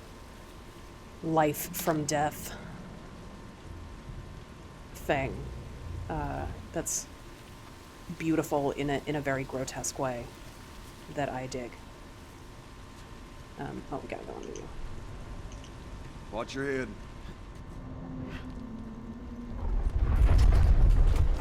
Totally cool.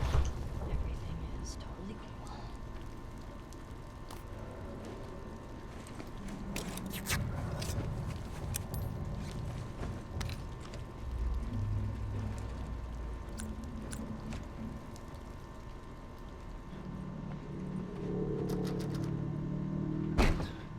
Give me a hand with this.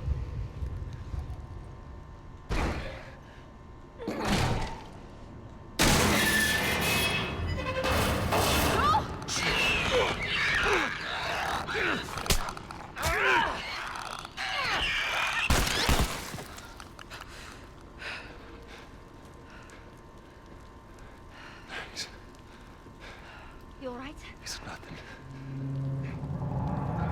I mean, it's something.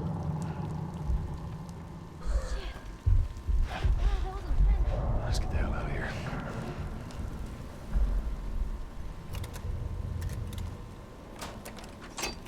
There you go. Bye-bye, Shiv.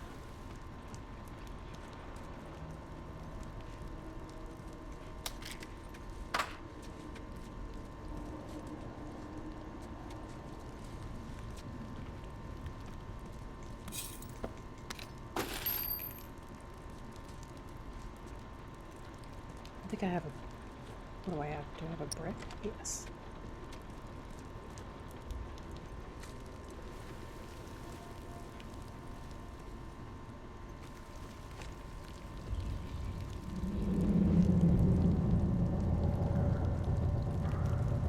Ooh, my stomach's rumbling. I haven't eaten today. Oops. Boy. What time is it? 11:30? It's fine. It's fine. Totally fine. Just see if there's a way through. I have a protein bar somewhere. It's clear. Come on, Ellie. All right, kid, you're up. Come on. Let me stand right in your way, Ellie. By all means, Joel. Okay. Come on, Big. Let's go.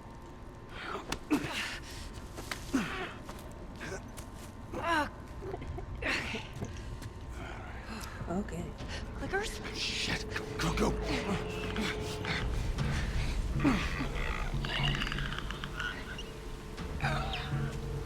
It would have known where you were.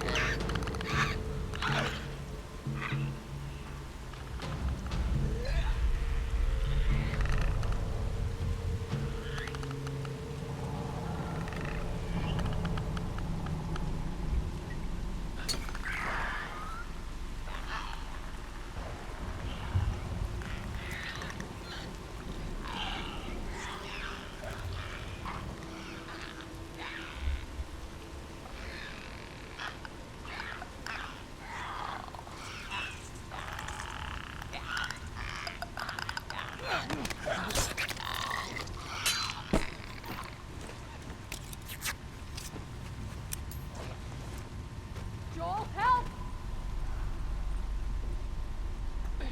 What? Over through here. I think that's it. You can now make your own health kits. Ellie, you okay? Other than shitting my pants, I'm fine. Let's go. Give me a second.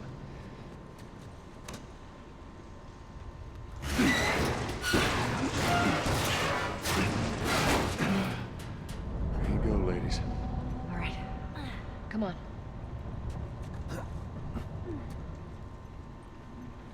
The stairwell's blocked. Should we go back up? This is crazy. No, we'll go on to the side of the building. Don't look down. Are you serious? I feel you, Ellie.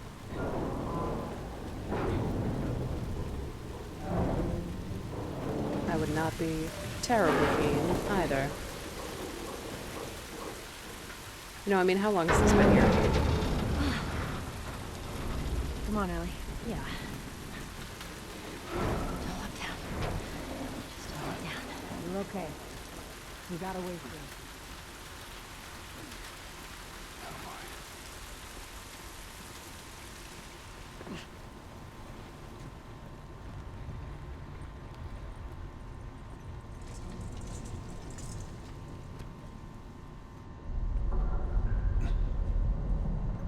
Runners. I'll go check it out. Stay with the girl. Yeah, revolver.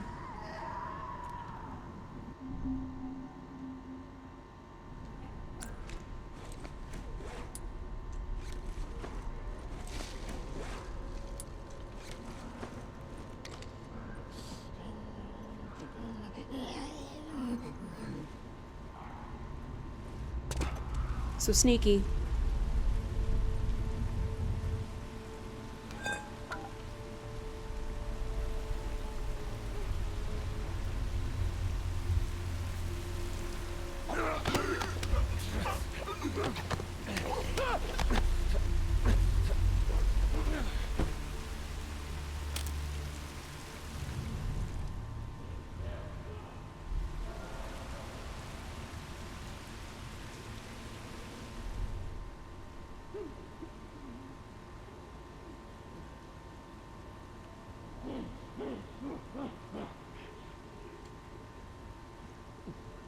All of this stuff that you gotta go through, Joel.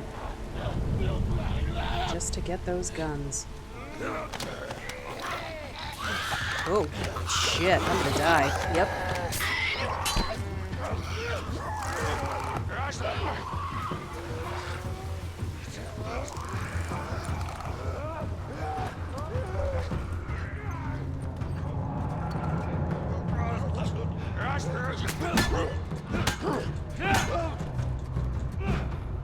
Come on.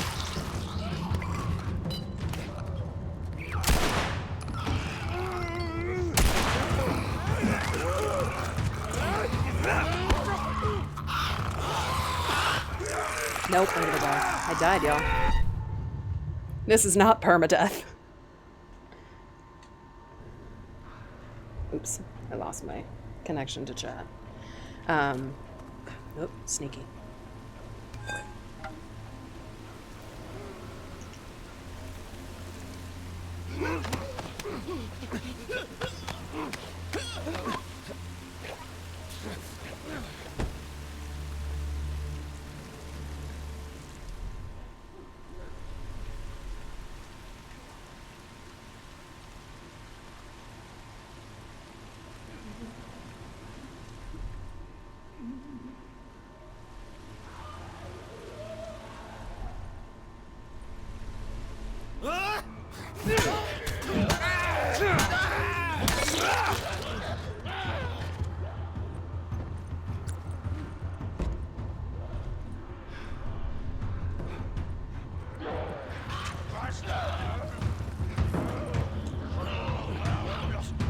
Come at me, bro.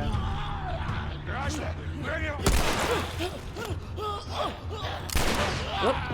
Oh, damn.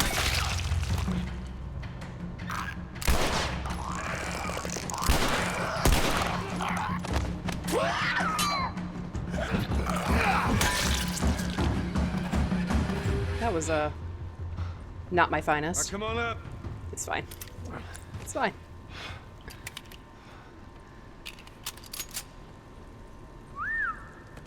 Impressed, Joel. No, I'm not. Let's just get out of here.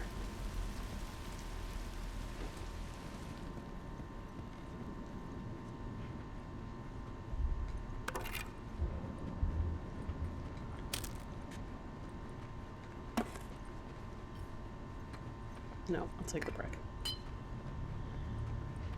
The brick is better. That was a I don't even know what that accent was. Full. Alright, we're doing alright.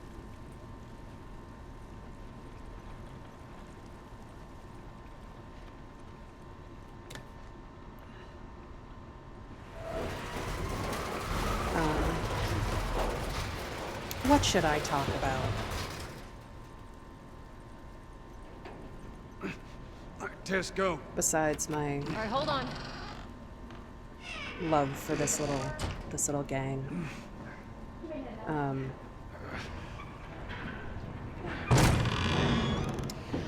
You know, I really love. I keep saying I love. I'm gonna say that a lot. See? Doing all right?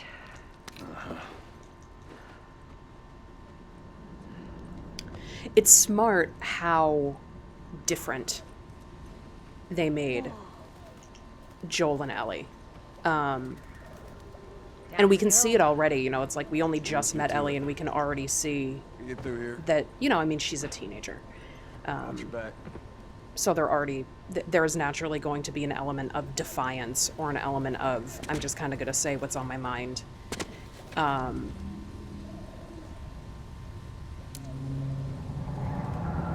But that she already seems just a little more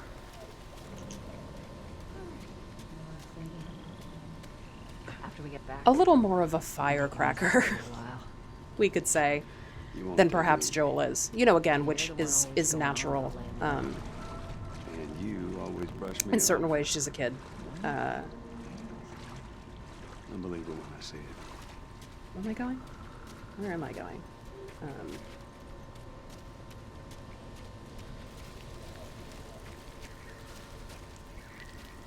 Oh, thank you.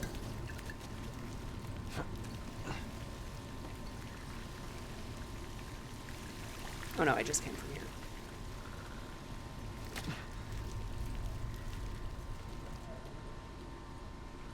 Oh, there we go.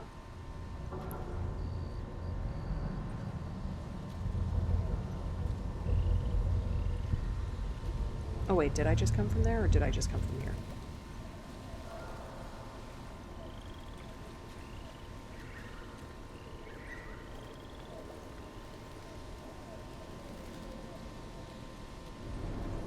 Just walking around, because why not?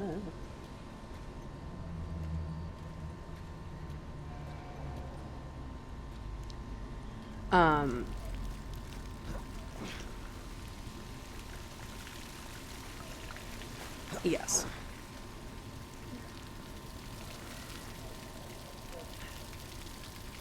I was going to say something. Oh,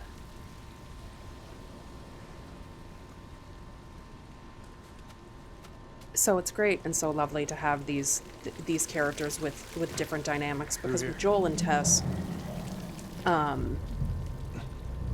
you know, not that they're the same at all. I mean, they certainly have different ways of going about things and different ways of doing things and different ways of reacting to things, as we saw Tess be a little more eager to jump on. Look at his sleeve. Firefly. A little bit more eager to jump on. Well in or out of the city. The whole Firefly thing and the whole Ellie is immune deal than perhaps, of course, Joel was.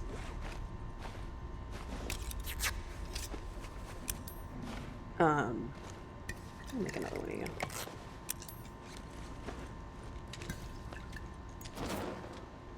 I didn't really want you to light that right now. I like that you can light it and then put it away. Like, while it's on fire.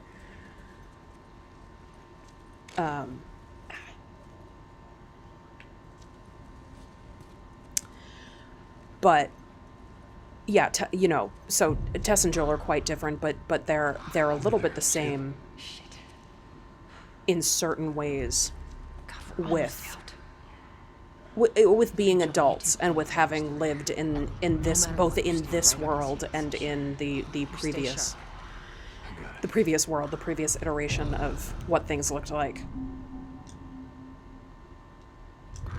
You know, and then we have Ellie, who, again, as we kind of have a little bit with Sarah,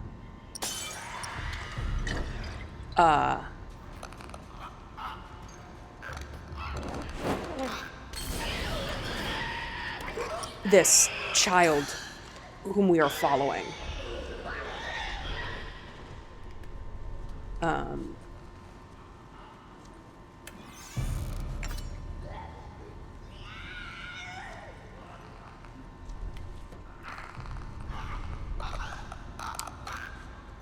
And Ellie never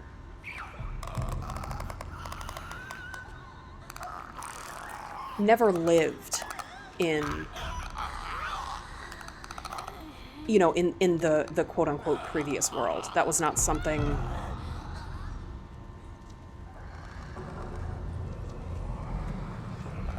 that she really ever got to experience.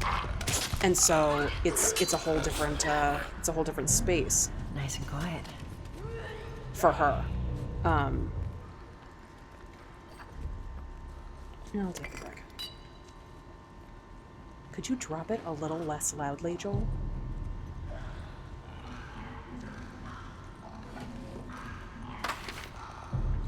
A note to Derek. Derek at the bookstore is letting us use his safe. When you close tonight, put my stuff in there. 34378.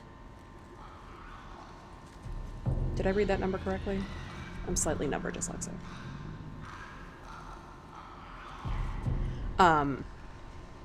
But anyway, yeah, so Ellie never lived in the world before, you know, which will come into play more as we continue on in this story, and certainly as we go into Left Behind and we go into part 2.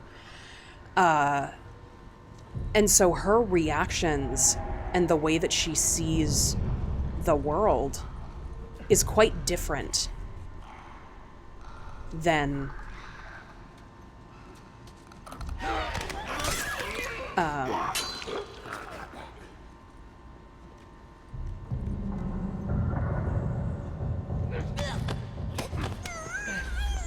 you know, than like Tess and Joel.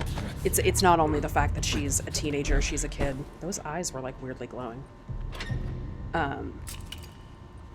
You know, and that just personality-wise, people are different people and they see things different ways. But that she quite literally sees things different ways because she has never gotten a sense of what things looked like before. And so, sort of, in talking about earlier, we were talking about moral ambiguities and the moral gray areas that exist within this world, and that almost everything is in some kind of moral gray area. Because it has to be. Because that's just the reality of living 20 years into a dystopia. But then when you add in the element of never really knowing... No, I wanted to do that. What the world was like before.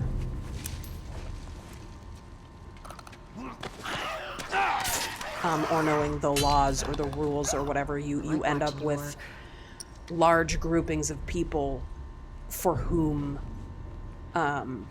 like, their own interior moral compass is the thing that they're following. And so, you know, that's something that certainly comes into play in this game, and we'll discuss that as it shows up more and more and more. And it's a big part of part 2. Just in general, having characters who all that they have to go on is what they have, what's inside them, because again, they never knew anything before this world, which is quite different, and, you know, is kill or be killed, or people trying to survive even within any settlements that that may be able to exist.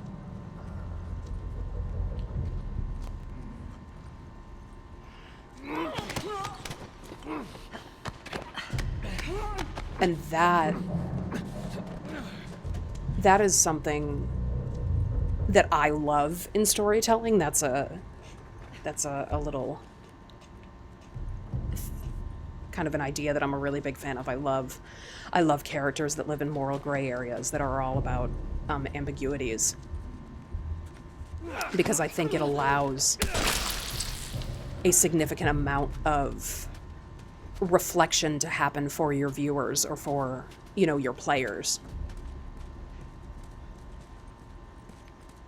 personally... Oops, sorry, y'all. Okay. And I personally dig that.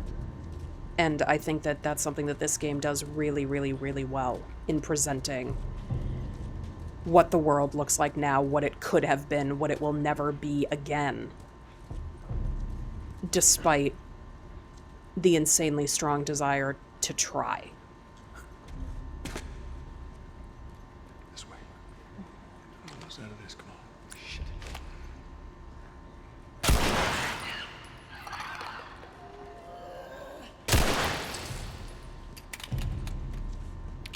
Took a weirdly long time for me to set up for that shot.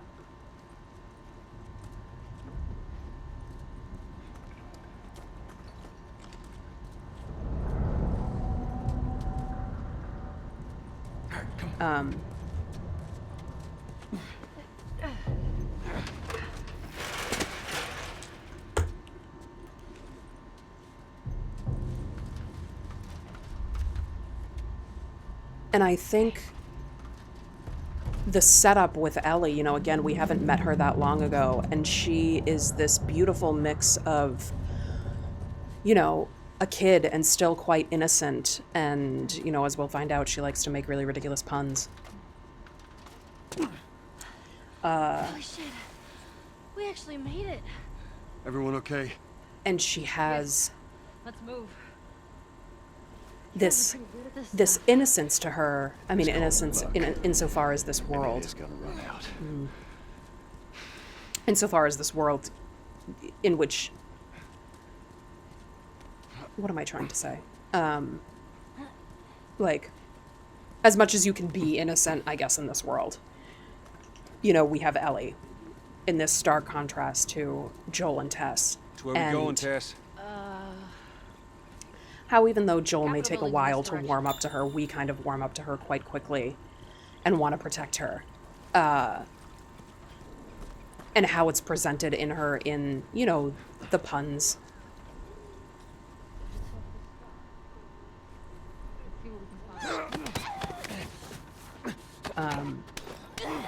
And with the little things, again, not many of which we have seen yet, so I don't want to start breaking that down too much, because we haven't gotten there yet. But also just in the way that she speaks, you know, she speaks very young. Here we go. And all right. And very kind of hot-headed, and always kind of says... Which means there's more in the area. We gotta go. You know, says whatever she's thinking, whatever's on her mind. Come on. No? I guess we'll push it then? That's good too. And it's great for us, again, as an audience and as players, because yet again, as I've said, and as we were talking about earlier, or I guess as I was talking about earlier, it's, it gives us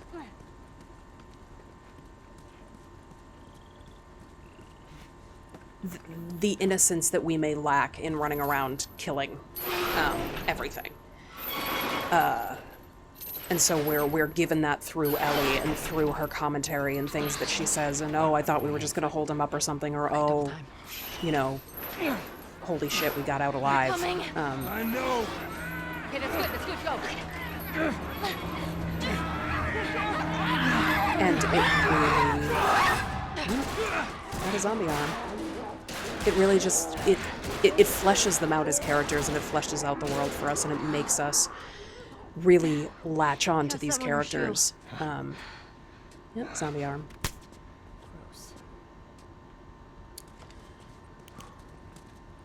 And, I mean, something that is true, that is talked about a lot in storytelling, especially, you know, in script writing or in novels or whatever, or also in games, I mean, and any kind of storytelling that you're using, is that people... Well, how were you bitten? I mean, you must have been somewhere you shouldn't to find an infected in the zone. Yeah. I'd sneak out. I was in this military boarding school. Sneak out? You know, explore the city. I was in the mall when I ran into him. That's it. That place is completely off limits. Oh, How the that hell didn't did you get finish. in there? I had my ways. Anyways, one of those, what you guys call runners, bit me, and that was that. I see. Sure. I probably should have saved some of Were that, you but I with didn't. Marlene You know what? when you were bitten? No. I went to her. Knowing her, I'm surprised she didn't shoot you. Oops. Walked right into that conversation. It's gonna be fun.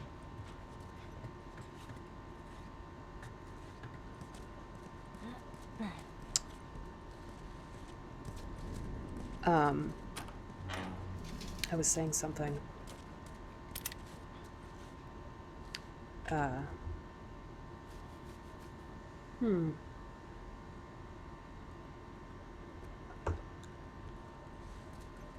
It will come back to me. Or if anyone out there wants to remind me of what I was saying before I started modifying my weapons.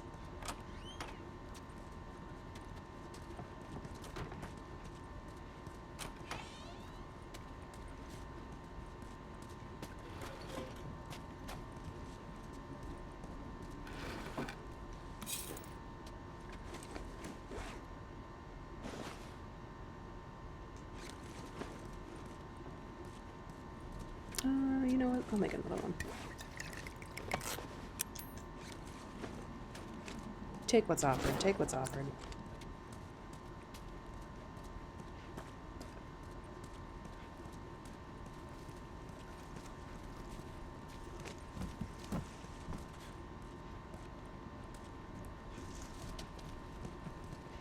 I'm hoping to be able to maybe do this stream a little more than once a week, although right now that's kind of all that I've got because I work very long hours during the week. Tess.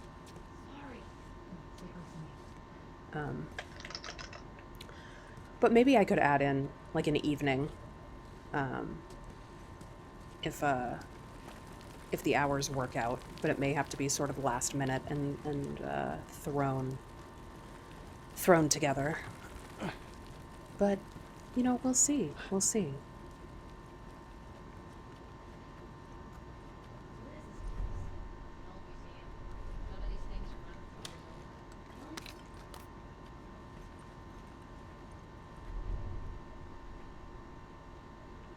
Ellie's so young.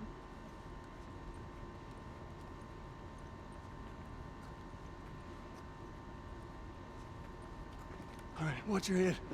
Sorry, go, go, go. Now, yet another conflict. We get separated. I'm alive. I'll make my way around. Look, they're here! Tess? Run! Run!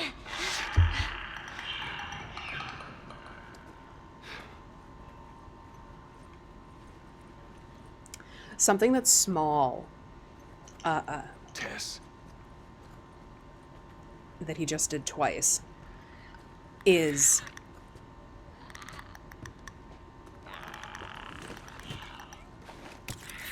he talks. How did you not notice me? I mean, I'll take it, that's fine.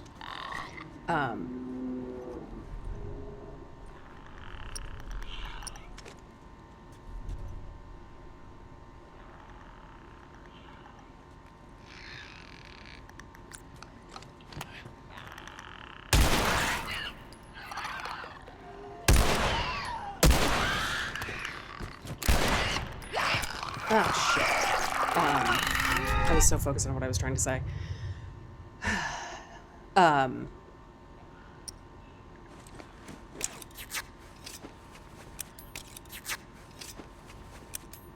something that he does, and it's quite small, but it is important, is that he only references Tess here, and he does it twice. Which again plays into the, you know, the idea that he has not grown, you know, to love Ellie yet, or to want to really protect Ellie, yet he is still seeing her as cargo, which of course he is, because oh, how dangerous it would be emotionally for him. Shit.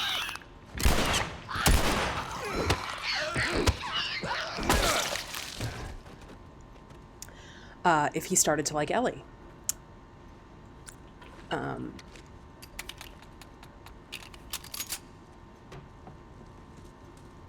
You know, from the very beginning, whether you know the story or not, I think it's very clear that you know that Joel's journey is going to be about coming to care for this girl.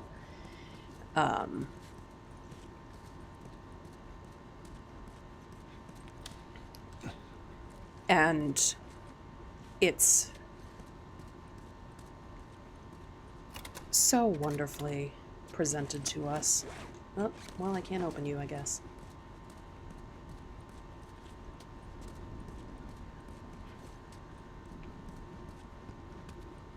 R.I.P. door that could have got me things.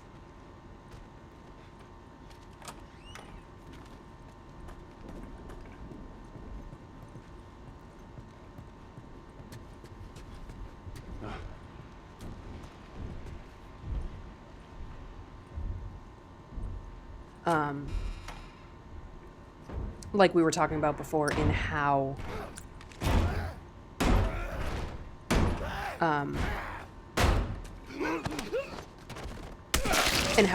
dichotomous the two of them are in so many ways. Joel and Ellie, I mean. And their relationship obviously grows throughout the piece, and it's so lovely to have that, and it's so lovely to viscerally experience it.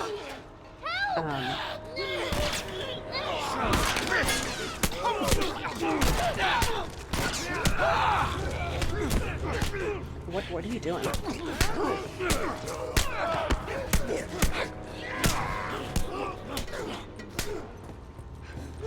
Get up! Close one.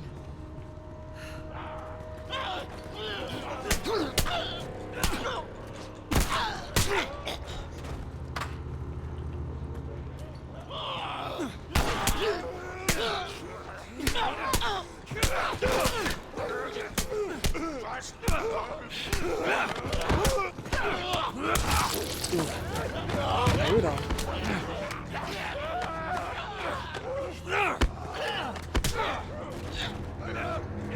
Where is he?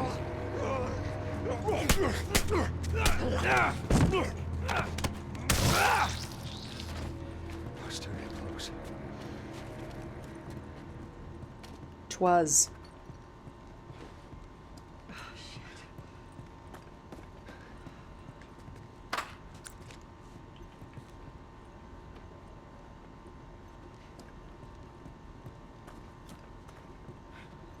Tess, how are you holding up?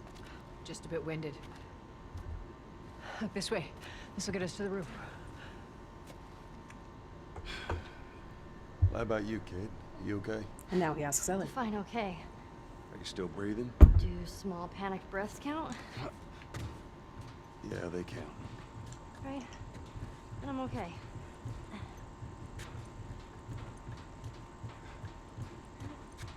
Oh, Ellie. We gotta How find a far way you will across. come. There she is. That's our building. All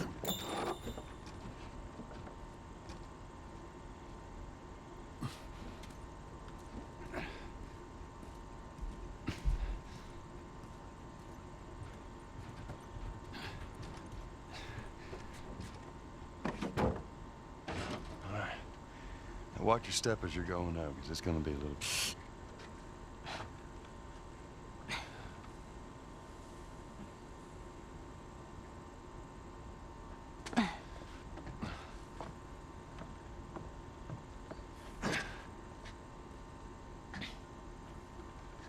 So is that everything you hoped for?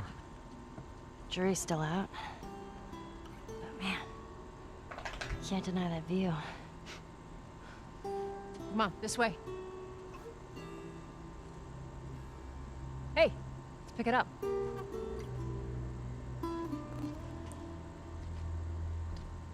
that is... We're almost Oop, done. I think I bumped Stay my mic. focused. Sorry, y'all. Yes, ma'am. That is another wonderful cutscene and great moment. And quiet. Oops, did it again. Bumped the mic. Very quiet between Joel and Ellie. It's right around this corner. Come on. In terms of how they're built. With her, especially with her, you can't deny that view, though. I love the look that Joel gives her, because I think it's so... It says so much with so little. With just a look. That there is starting to be a sense of something. Look at this. Something there. The Firefly logo on his arm. Firefly orders. What if we get there and they're all Orders. dead? Patrol the rendezvous area. How do you Ensure know? no military presence before moving the girl to the next safe house. Make sure the girl is well fed and in good health. Her safety is of the utmost importance. Well, doing our best. Okay. I am going to take a very quick break, just for a couple of minutes. I really have to use the bathroom. And so we will reconvene here in like 2 or 3 minutes. All right, let's go.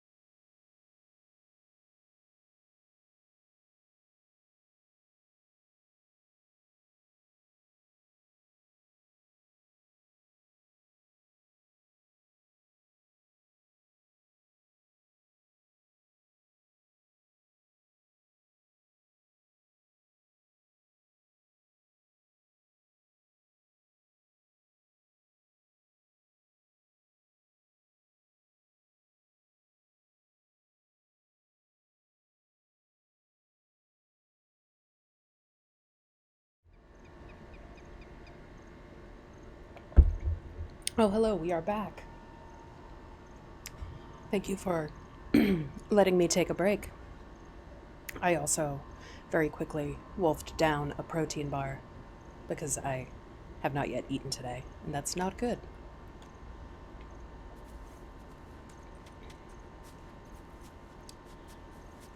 Gotta get this thing.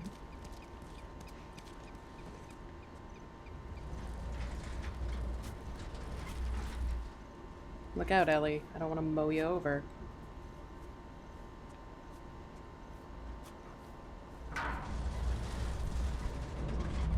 Kill her with a dumpster in like the first 2 hours of the game.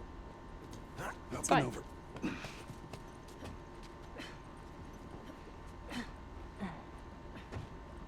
There we go. Home stretch, Tess. Oh, is it, Joel? Is it, though? And he's holding on to it. He just hopes. I can't swim. Look, it looks Of like course it's you can't shallow on the swim, right Ellie. side. Follow me. I'm glad Marlene hired you guys. What do you mean? I know you guys are getting paid for this, but I'm trying to save face. Yeah, sure thing.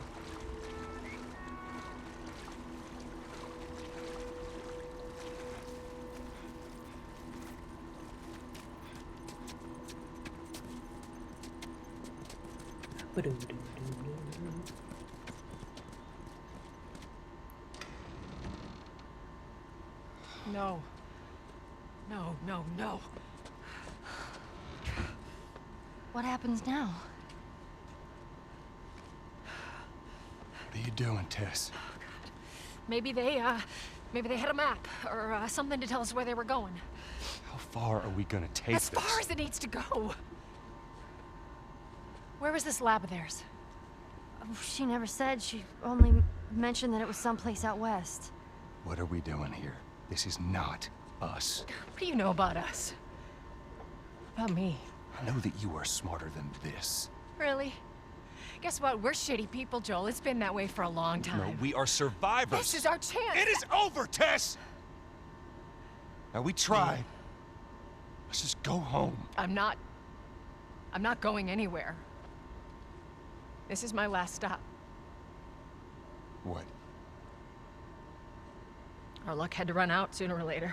You're going on. No, don't! Don't touch me. Holy shit. She's infected. Joel. Talk about a Let me see. conflict. I didn't mean for this. Show it to me. Oh, Christ. Oops, right? Give me your arm. This was 3 weeks. I was bitten an hour ago, and it's already worse. This is fucking real, Joel. You've got to get this girl to Tommy's. He used to run with this crew. He'll know where to go. No. That was your crusade. I am not doing that. Yes, you are. Look. There's enough here that you have to feel some sort of obligation to me, so you get her to Tommy's.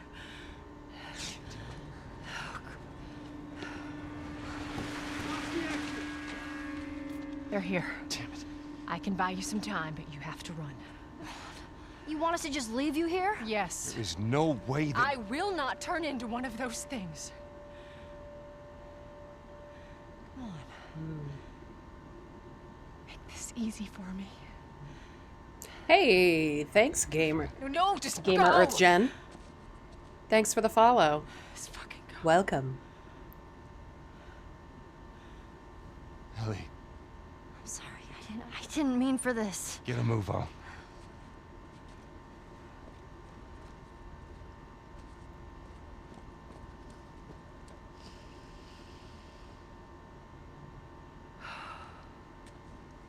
Know you're in there. Drop your weapons and come out with your hands up. So for me, as I as I experienced it and continue believe we did continue that. to experience Stop. We just left her to die. Stop. You stay close to me. We have to move. Oh, man. it, You can lurk during the stream. That's totally fine. I lurk a lot during streams. I sneak into streams and watch them for a while, and if my wallet allows, I'll anonymously, you know, gift. What am I thinking? Subscribers. I will anonymously gift subscribers sometimes in streams because I just like to lurk. I don't know. Makes me sound so creepy. But I often don't chat too much in chat. I don't know why. Keep pushing forward. Could be, you know, my introvert, or it could be my social anxiety. You know, who knows? But that scene with Tess, I love so much. Again, talking about love so much.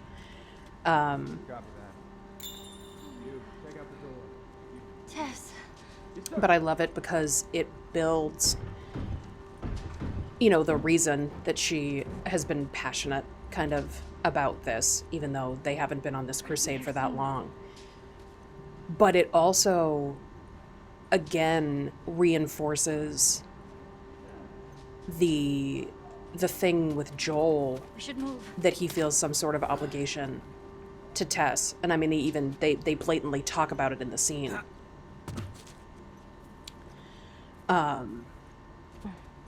You know, that it's like he is married to this crusade now, so it really is this, it really is the big turning point in some ways. The first real big turning point in the game that we hit, you know, just about, you know, a little over 2 hours in. That it's, oh, okay, we're in this now for the long haul. Joel is in this for the long haul. And it initially starts out by being about Tess. What do we do? Joel? I got this. You know, it's still not quite yet about Ellie. Let's go check the hall. You, check down there. And ultimately that will be such a good device for the presentation of the story.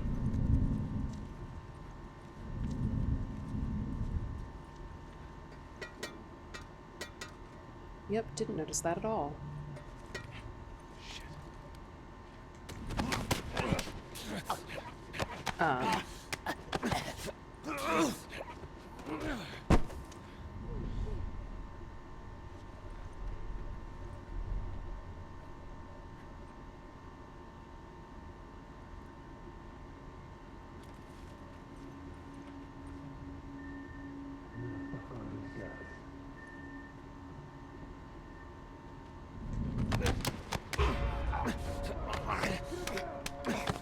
Ah, shit.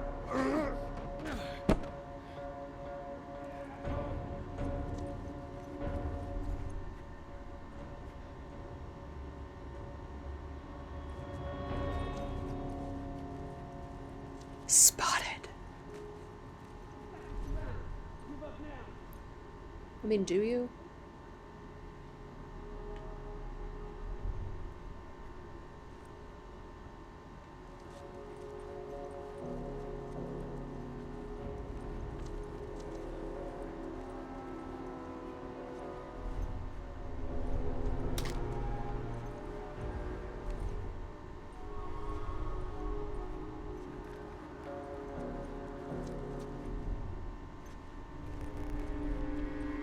Blanket! Here!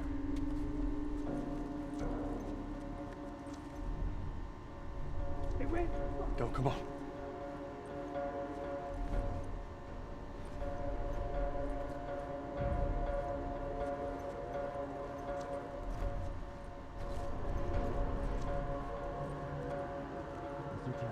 Get down there.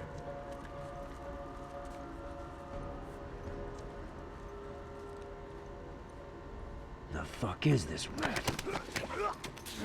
I just have like this pile of bodies going on over here.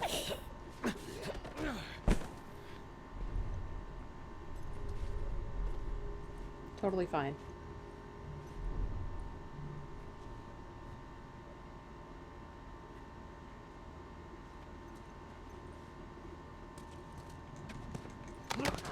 All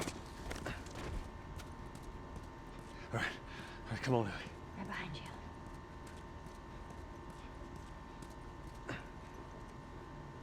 You know, and we're seeing a little bit of Joel starting to refer to her as Ellie and not Kid. Not just Kid, I should say.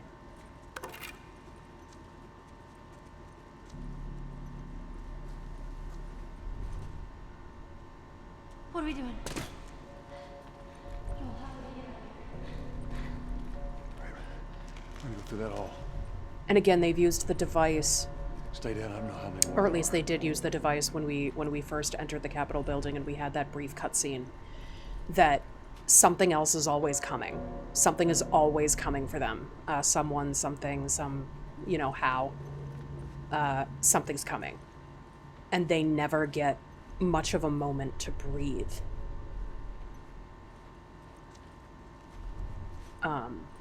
So it's like we don't get a moment to stay with, you know, with Tess.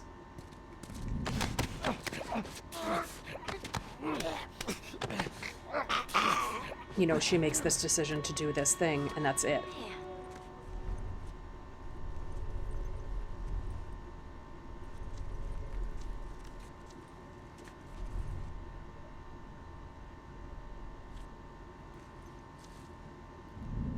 Joel, glass to your right.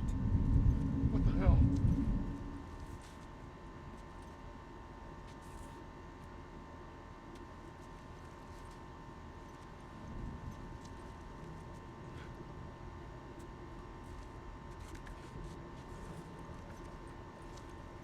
Cover me! I'm...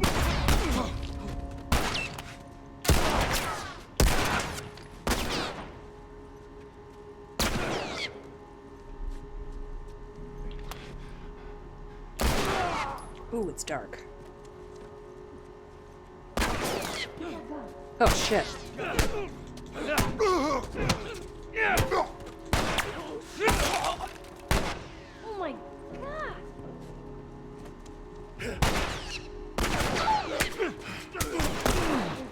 Shit. I'm gonna die, y'all.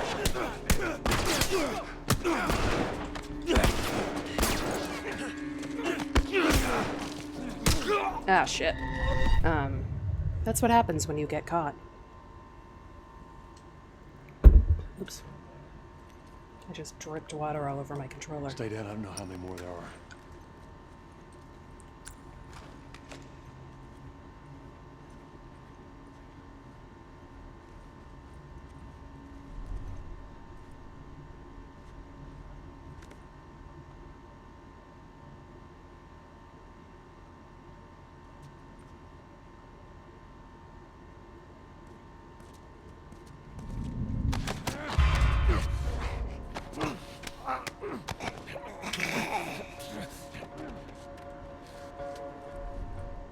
Oh shit, I got seen again?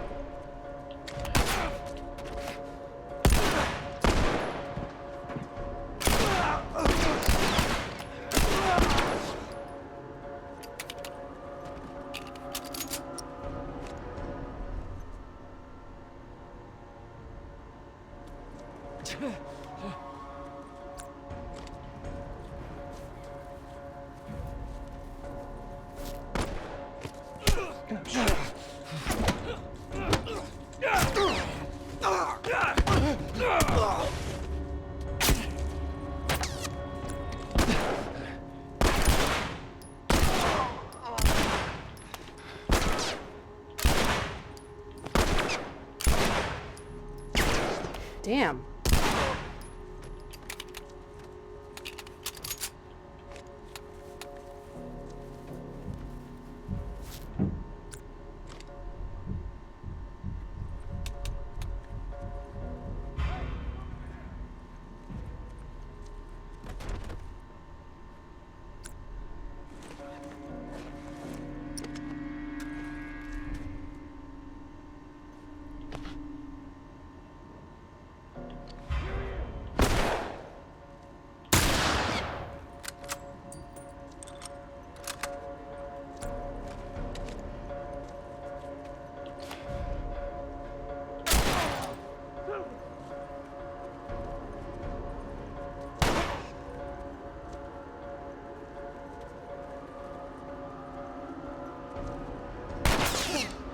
the exit.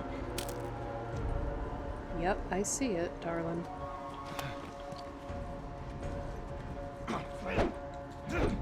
Come on.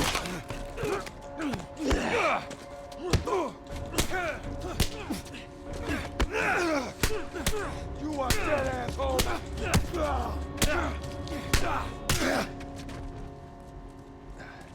Ah.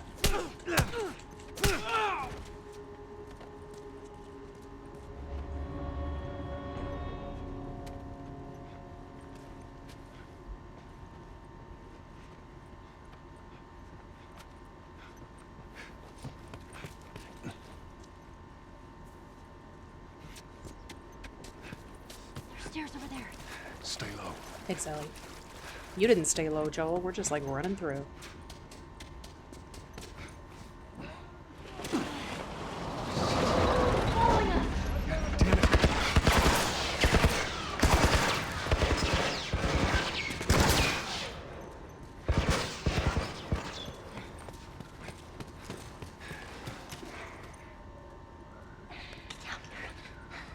No target.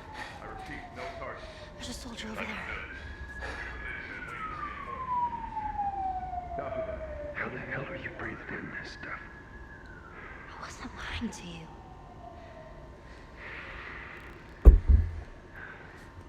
You spot him?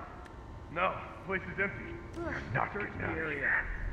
Find them and get the hell out of here before any clickers show up. Sure.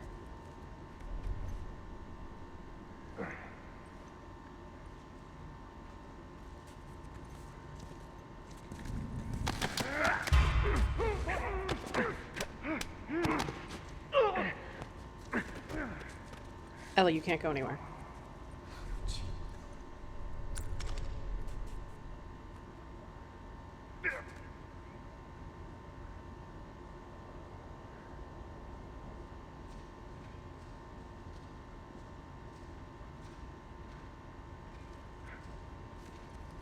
Let's do this!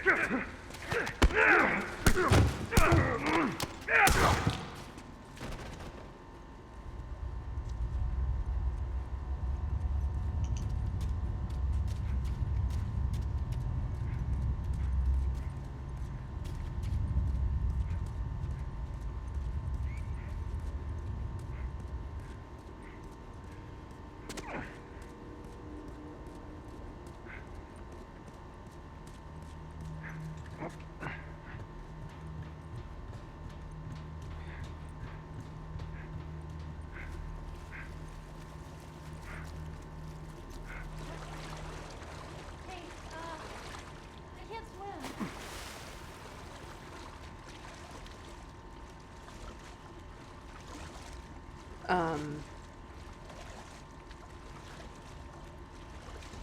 So here, so I know naturally from like from a gameplay mechanic standpoint, you know, throwing in the idea that Ellie can't swim. Or like at least it is so dark down here.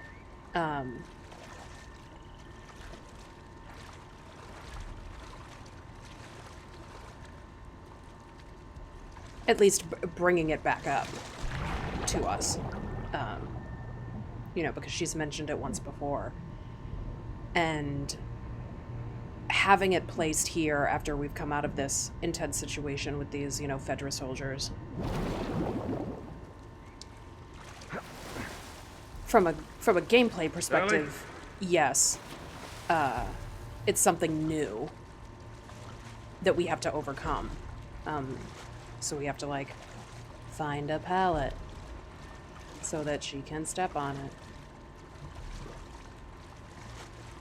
Hey, look, still works.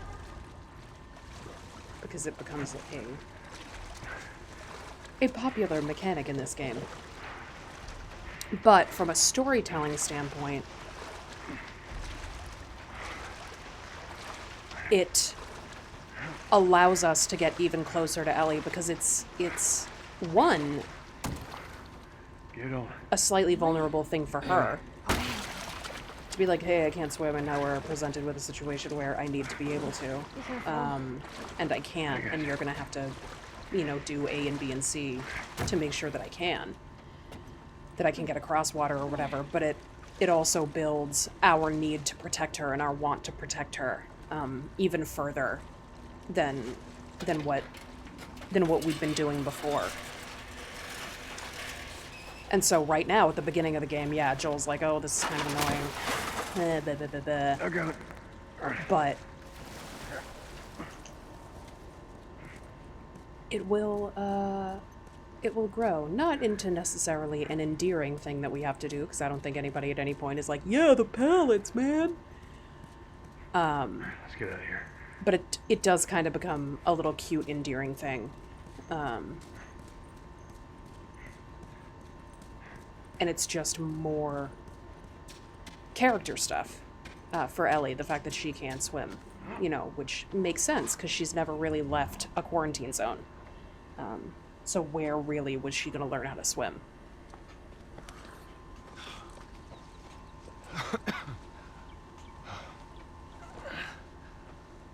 Hey, look, about Tess. And she's I don't trying, know. she's Here's how this thing's gonna trying play so out. hard to connect to him. You don't bring up Tess. Ever. Matter of fact, we just keep our histories to ourselves. Secondly, don't tell anybody about your condition. They think you're crazy, they'll try to kill you. And lastly, you do what I say when I say it. We clear? And whether or Sure. not... Repeat it. What you say goes. Good. whether or not there's a town. It's whether or not it's few miles north intentional. of here, there's a fella there that owes me some favors. On their part as chance he could get us a storytellers. car. Again, like I was talking about this moment, you know, this thing get that a they move do on. that is quite vulnerable in terms of her saying I can't swim. You know, and him having to do this thing leads directly into this scene because she now is in a place of feeling a little bit vulnerable, and he's in a place of feeling a bit annoyed. That this is what has to be done. It'd be faster to go through here. And so it builds the tension in that scene where we get them arguing about Tess. And of course also Joel, Nothing, it's just... I've never seen Joel anything like this, that's all. not wanting to woods? connect to Ellie. Joel being afraid. I walked through the woods. It's kind of cool.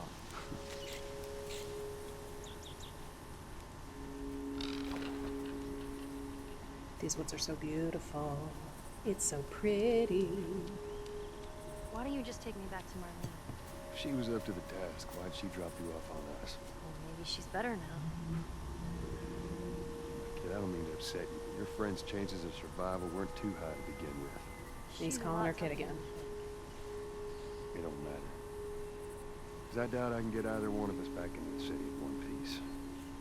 Trust me. I wish there was some other option. Hey, buddy.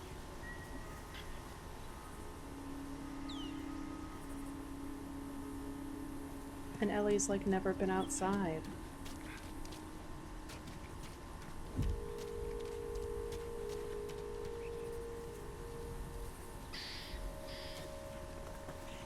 Oh, Ellie, how far you'll come.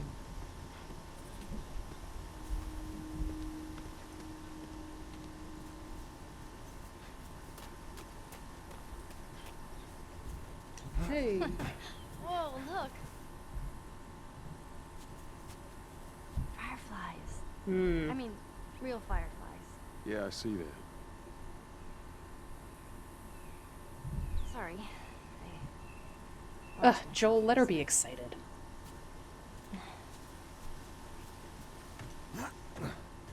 You get up here and I'll get a look.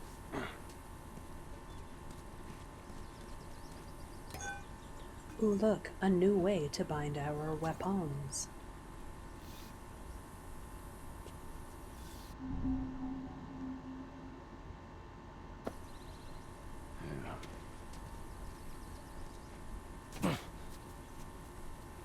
Excuse me, I burped.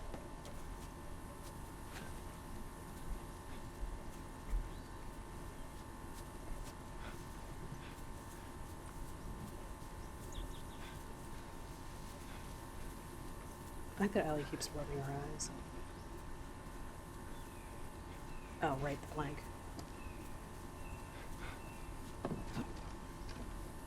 The plank. I should have known.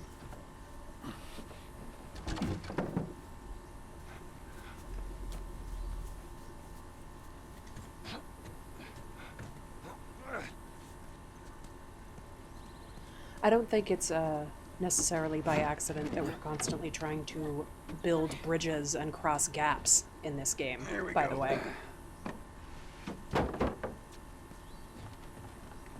Just from a nerdy writer's standpoint, since that's quite literally what we're doing with Joel and Ellie constantly. Huh? Different places.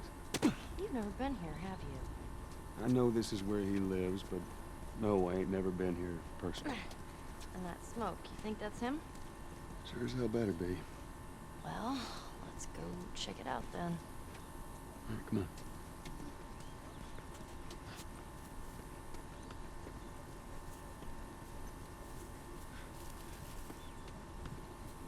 Down here. Just watch your step.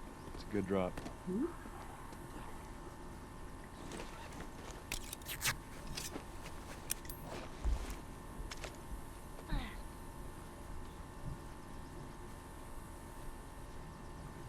What is that? Shit.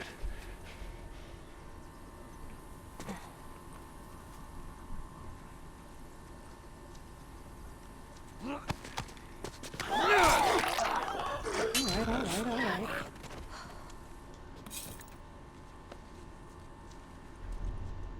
No need to yell.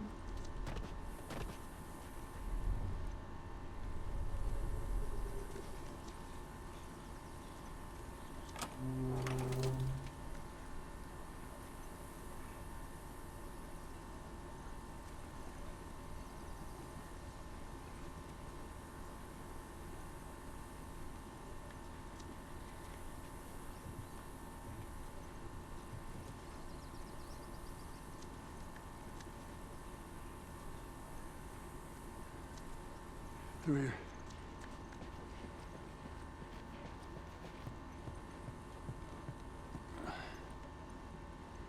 Just give me a second.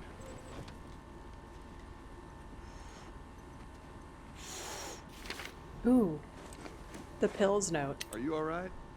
Reminder, collect more pills. See if I can scrounge up some extra ammo. I only have 3 weeks until the next drop-off with Tess. I don't think you'll be dropping anything off with Tess anymore. Too soon? Too soon.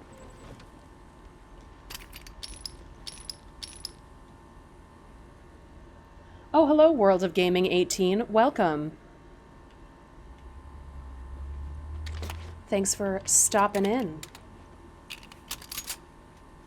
I hope you're having a lovely weekend.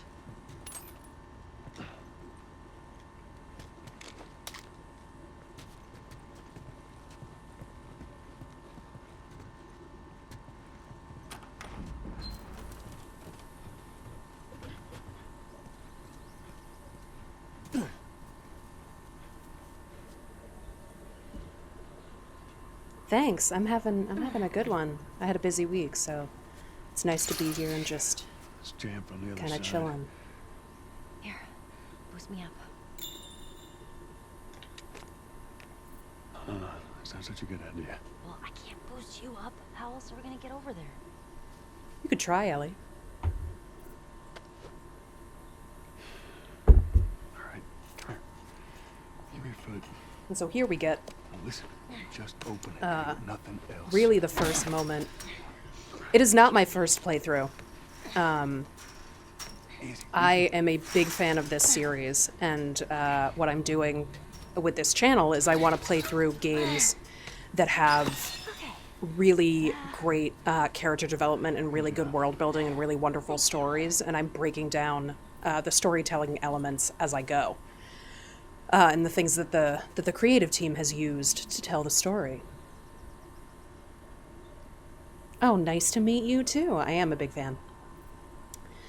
And so what we have here is this is basically the first moment So let's say we get a car from the that city of yours. Then what?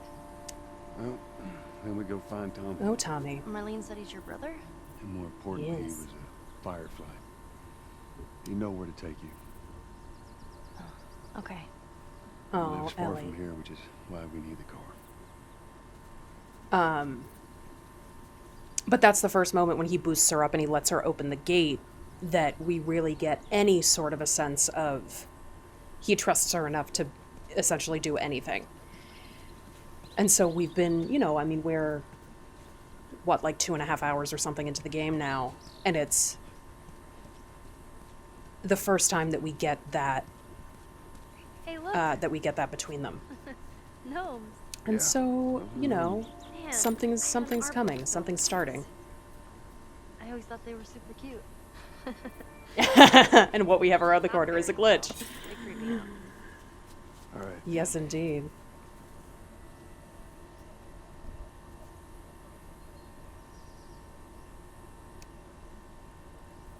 There's not too many for skips, but outside of that, there's a lot of funny bugs which can be unlocked on purpose. Yes. Whenever I pick up this this flower at this point in the game, I always think of Resident Evil, and I'm always like, oh, are we gonna make some weed and like smoke it and get healthy again?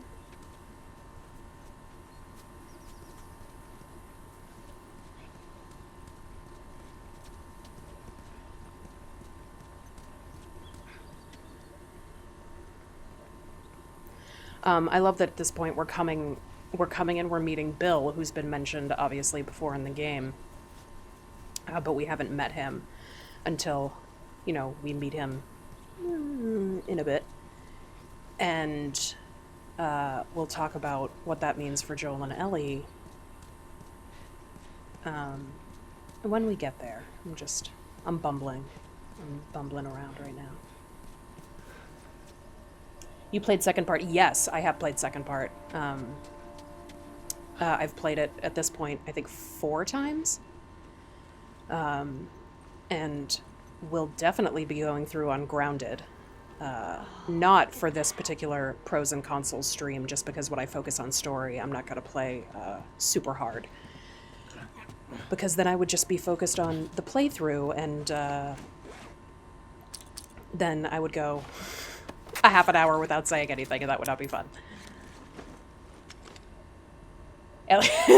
Ellie will remember that in the future, yeah. She will definitely remember the weed.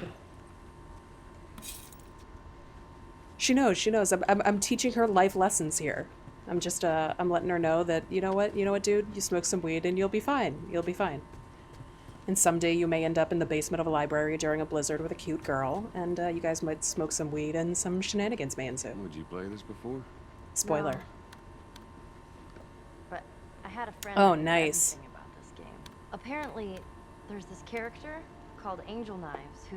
Yeah, I have platinum on part 2. I have platinum on part 1 as well on the one that was on the PS3. I played through that a lot. This is the remastered on the PS4, and I haven't played through this one as much as I played through the one on the PS3.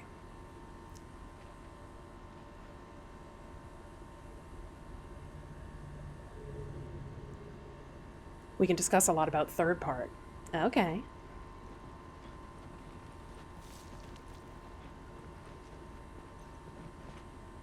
I mean, you kind of played it, Ellie. I mean, not really. I guess Riley just kind of described it to you and you hit some buttons, but it sufficed for the time.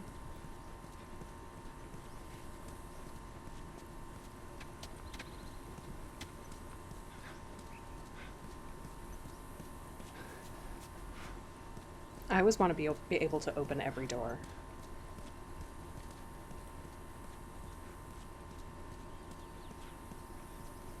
But can you imagine? That would take some doing on the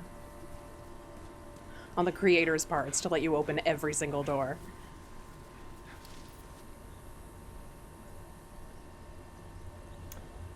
I think it definitely will be announced at least 2023 to mark 10 years anniversary. Yeah, I've been thinking about that, and where they would go with the part 3 and what they would do, and when they would have it, considering part 2 took them a while to make. And that's not a judgment. That's just a reality of making games. Whoa. Look at this place. A music shop, Ellie? You'll never again step foot in one of these. Sure.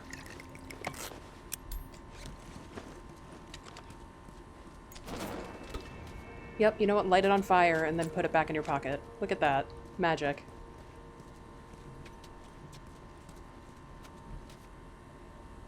Yes, HBO series will hopefully be great. I'm very excited for it. I'm a writer, World of Gaming, and I work in the production of film and television, and I wrote an original pilot, what's called an original spec pilot. I don't know if you work in TV or not, or if you know much about television production, but writers will, if they're writing an original pilot and they're not really a well-known writer, they're basically what are called original spec pilots. And so I wrote an original spec pilot that I want to serve me as a sample, because I would love to get into the writer's room for this adaptation, for HBO's adaptation. And yeah, so I wrote an original piece that has characters that are kind of like these characters, and it takes place in a dystopian future in a world that kind of mirrors this one, but is, you know, isn't Joel and Ellie. But yeah, so I did that because I love these characters so much, and I love this world so much. I'm watching TV. I'm watching TV. Does that count? Totally counts. What the hell was that? That would be one of Bill's traps. Thanks for saying whoa, Nelly, Ellie. Your friend a bit paranoid, maybe? No, that's putting it lightly. What's the deal with this guy? Well, he helped us smuggle stuff into the cities.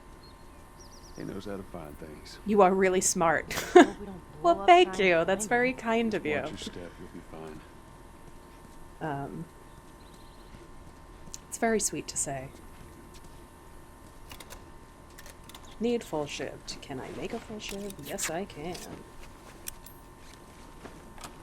It's so weird to be playing this back through with to not be playing on New Game Plus. And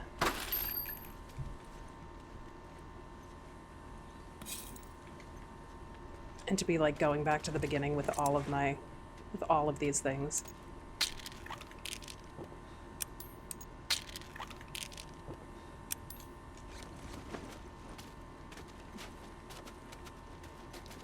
Oh, Ellie, listen.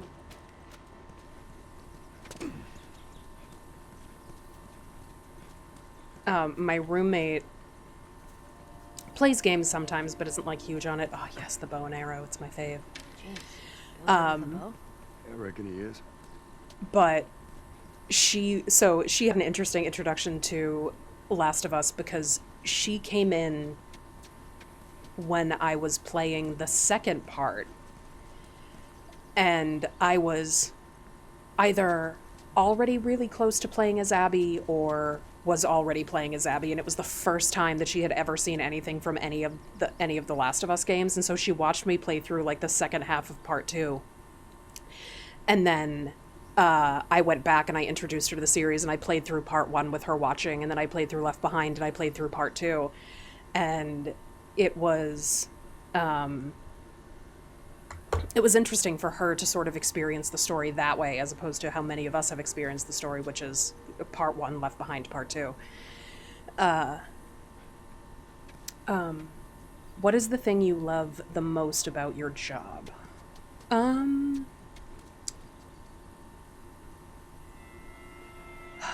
Well, it's different than the thing that I love most about my industry, because my job right now within film and television is that I work as a couple of things. I jump around jobs sometimes, but I either work as an office production assistant or a production secretary or what's called a script coordinator. And I can do all of those. Sometimes I have to do them all together, which is stressful and takes a lot of mental prowess. But I think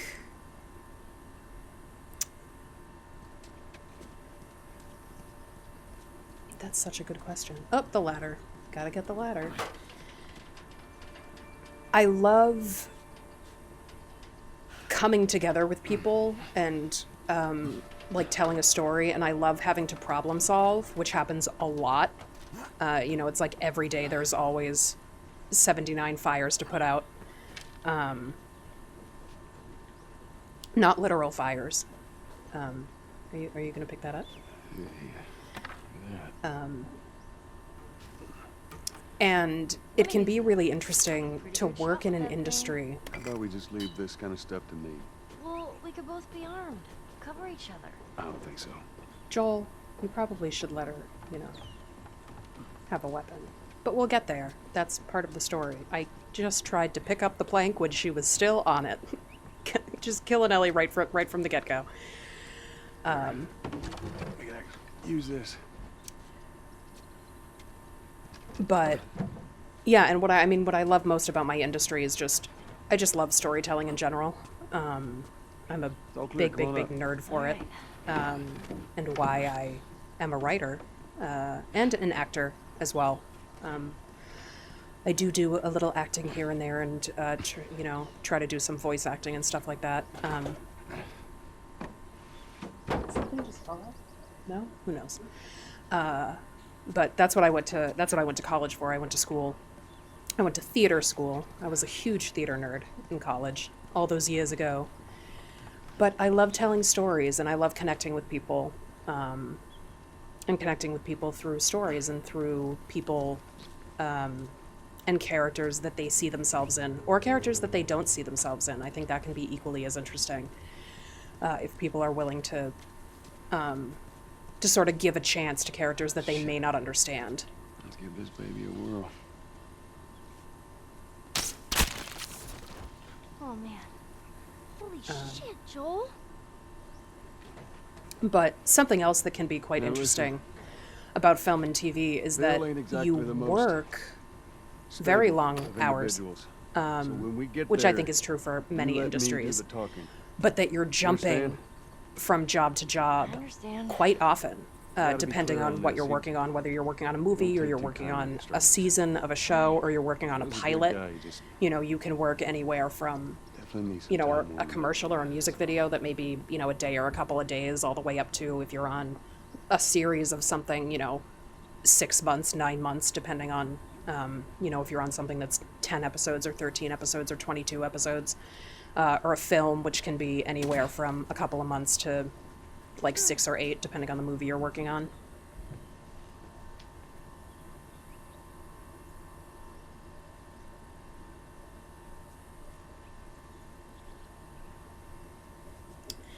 Yes, World of Gaming says, you're a writer, so how do you feel when you see someone attacking on Neil, and there's even hate, which is not often even healthy, and they even send death messages to actresses, which is giving her voice to the Ellie character. Yes. As a writer, I understand and I can appreciate when people feel so closely to a character that they feel very protective of them. And I'm fine with people disagreeing with things, especially in story, you know, with people saying, oh, I didn't like this or this didn't work for me. I do not appreciate when people are sending death threats, especially to Ashley or Laura, who voiced Abby. I think that that's completely inappropriate, and I think it's inappropriate to send death threats, you know, to Neil and Hallie and, you know, all kinds of the anger that is born out of this passion that people have, but it becomes something different, which is interesting because it, you know, I mean, hate and anger and grief is so much about what part 2 is about, and I sort of look at it and go, you didn't really feel that, did you? And I find frustration too sometimes when people say that something is badly written because it didn't hit with them personally, because I think that those are two different things, and I think sometimes they can be the same. You know, not to say that everything that is out there is written amazingly, or that there aren't literal and very valid critiques that can be given on things, because I think that you can critique plenty of things, even things that you really enjoy can have problems. But when you're taking it to another level, or you're saying that, like, oh, this is just objectively poorly written because this didn't affect me personally, it's kind of a funky thing, because it's like, that doesn't mean it was bad, it just means it wasn't for you. And that's okay. Ah, damn it.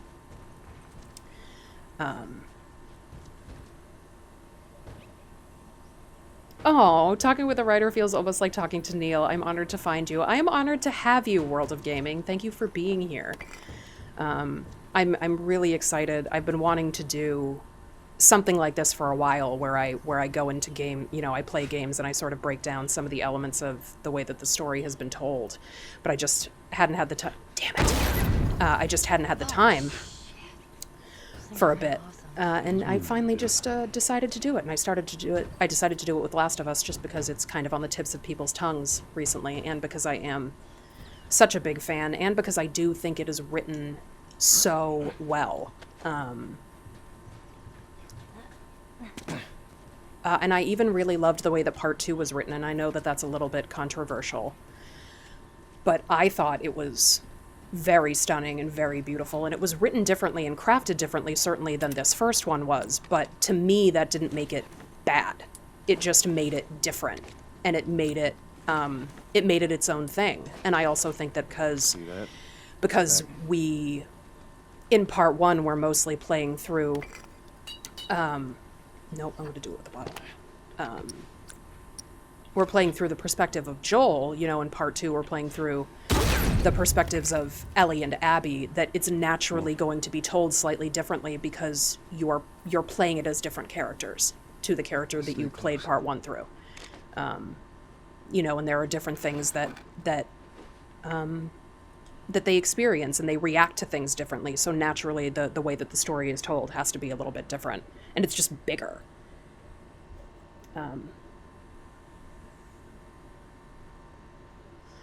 Once again, y'all, don't smoke. Terrible for you. Oh, also, thank you for following World of Gaming. I know I thank you for coming in and joining the chat, but I didn't give you an official thank you for the follow, so thank you for the follow. What just happened? Want to build stupid traps. So here we go. We, in this moment, now that the tables have turned from, you know, Ellie needing Joel to, like, push her across the water, now to Joel being the one who's Cut that rope, who's in need of help. Bring me down. On it.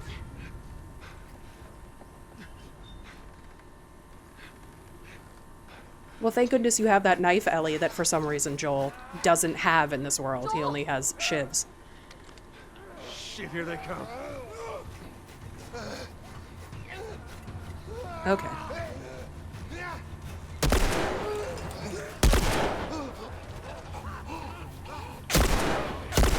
Just tend to the rope. Ellie, how's it looking? I'm going as fast as I can. Oh, that was not. Never did smoke. Good, don't. It's a terrible habit. It's gross.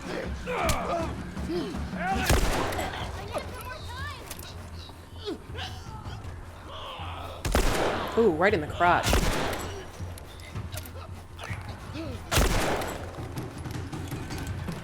Come on.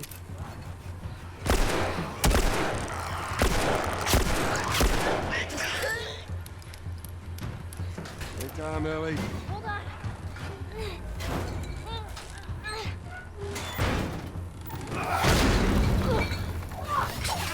You all right? Yeah. Come on, you can do it. I also like that this isn't easy for Ellie. Thanks. And not that anything in this game is easy for anyone. Damn it. But I appreciate that. Come on. It's not cutting. Ellie, they're getting... Just hurry.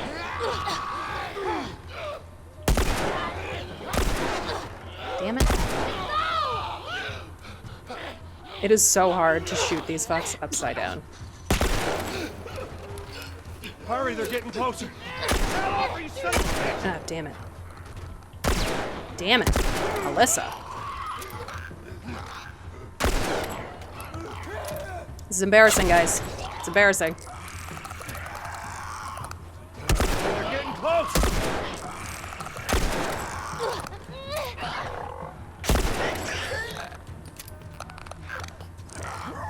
Ah, damn it. Oh, no, God. Backwards compatibility. Ah, damn it.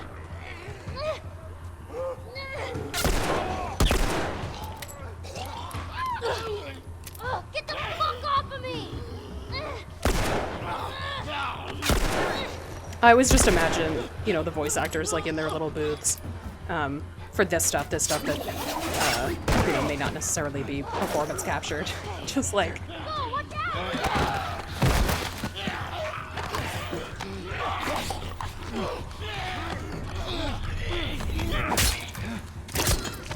What's up, Bill? Get off your ass and on your feet. I like that he just seems to always be wearing his mask.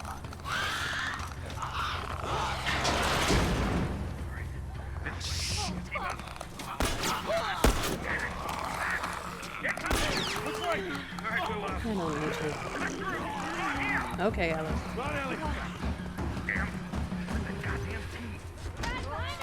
Bill, come on!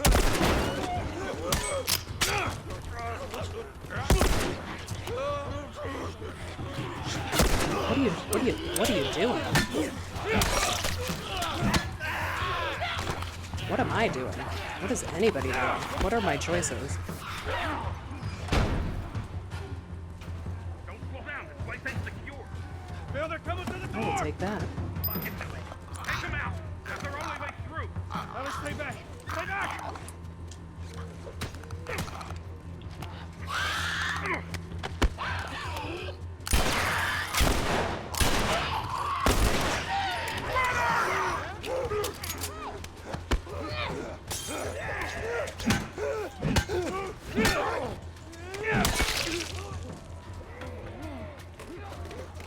If you throw...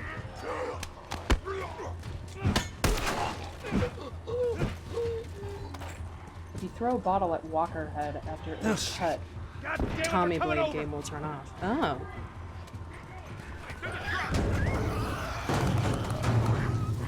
Move, Ellie, move! I'm going!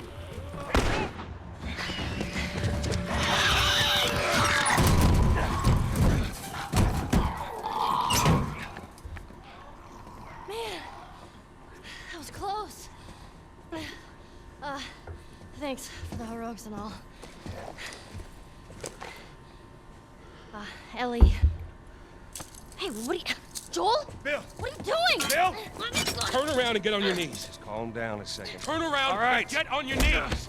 Don't test me. Just take it easy. This is one of the few scenes we get that isn't broken up by something anything sprouting. God damn it, I'm clean. that happens that they have to like get away from. See so much as a You know, attacked by soldiers or attacked by infected or whatever it is.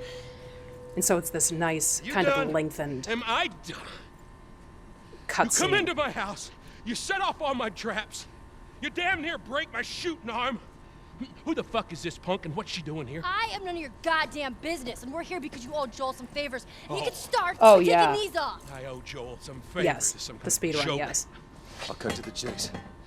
I need a car. Well, it is a joke. Joel needs a car. Well, if I had one that works, which I sure as hell don't, what makes you think I'd just give it to you? Huh? Yeah, sure, Joel, go ahead. Take my car. Take all my food, too, while you're at it. By the looks of it, you could lose some of that food. You listen to me, you little No, shit. fuck you! You handcuffed me! I need you to shut up. I love Ellie. All right? Whatever favors you think She's I so owe you snarky. ain't worth It's that my much. favorite. Actually, Bill, they are. Well, it don't matter, because I don't have a car that works. But there is one in this town. Parts. There are parts in this town. Meaning that you could fix one up.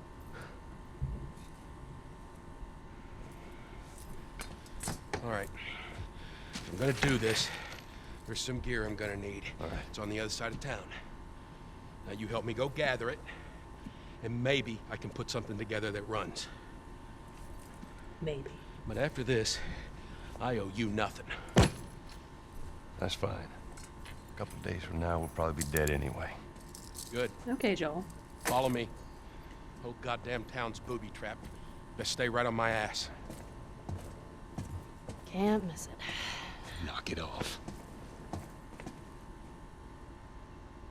All right. Whatever supplies you may want or need, I suggest you grab them. Thank you. I'm a really big fan of, and it's quite, I don't think subtle's the right word, but yes, training manual.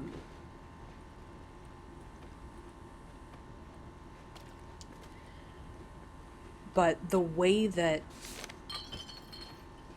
excuse me, you know, that the way that this relationship is built between Joel and Ellie, that we're not only getting these lovely soft moments between them, which we do get, but we also get, like we just got at the end of this scene, and during this scene, Found everything you need?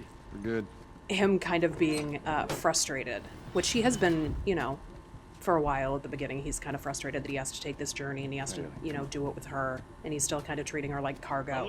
Although there are moments, just like in this moment here with Bill, where when he's annoyed with her, it's not, Can't believe you agreed to this bullshit, Bill. it's not like a forceful annoyance. It's almost like, you know, like a father Yeah, he's one of a kind. is annoyed and kind of like trying to get their kid to calm down or whatever it is, or like a, probably more like an older sibling at this point. Take a look around up here. Because he hasn't quite reached like dad status. Ooh, Hunter's note. Dramatic readings, y'all. I saw a group of hunters coming dangerously close to town. Luckily, a pack of infected chased them off. Reminder, put up more warning signs. Let them know you're serious. But yes, anyway, I love that the way that they build that into the narrative, because it just adds more flavor.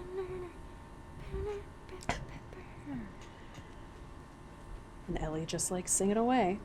And the fact that right when he closes the door down there at the bottom of the stairs, he says, you know, just, you know, stick with me, like stay with me. Job. Simple drop off. What do you deliver? And so they're getting closer. They're getting closer, and it's slow. But they build it so beautifully, and it's like in each and every cutscene, there's something there that's just like another tick. Where are we going, Bill? And it's great. I had the safe house. More of an armory. Wait, I thought we were gonna fix up a car. We? You know how to fix Bill, just like I said, I need on the other side of town. Now that side I don't ever go to because it's filled with infected. So we're gonna need more guns. You're just talking to yourself, Bill, at this point.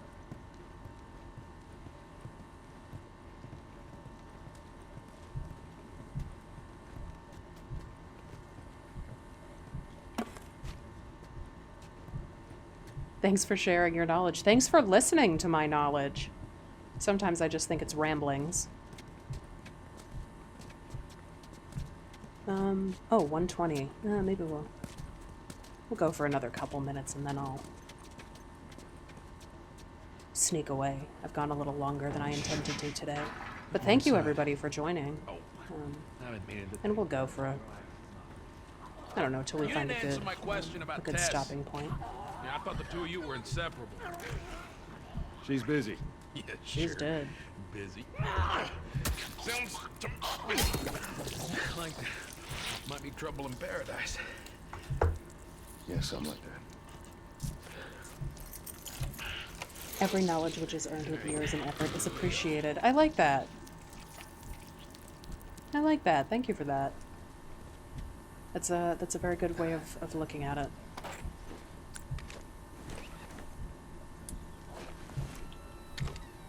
So, why don't you fix one of these cars? Oh my God, you're a genius. I mean, the whole time, why on earth hadn't I thought about fixing one of these cars?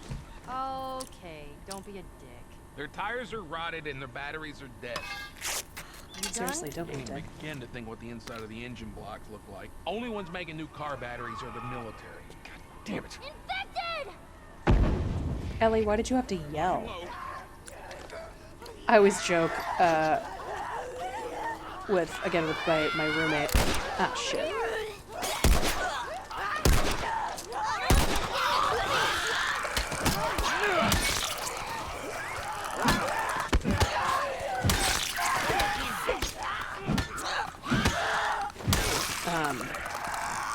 That, oh shit, I was not paying attention. Oops.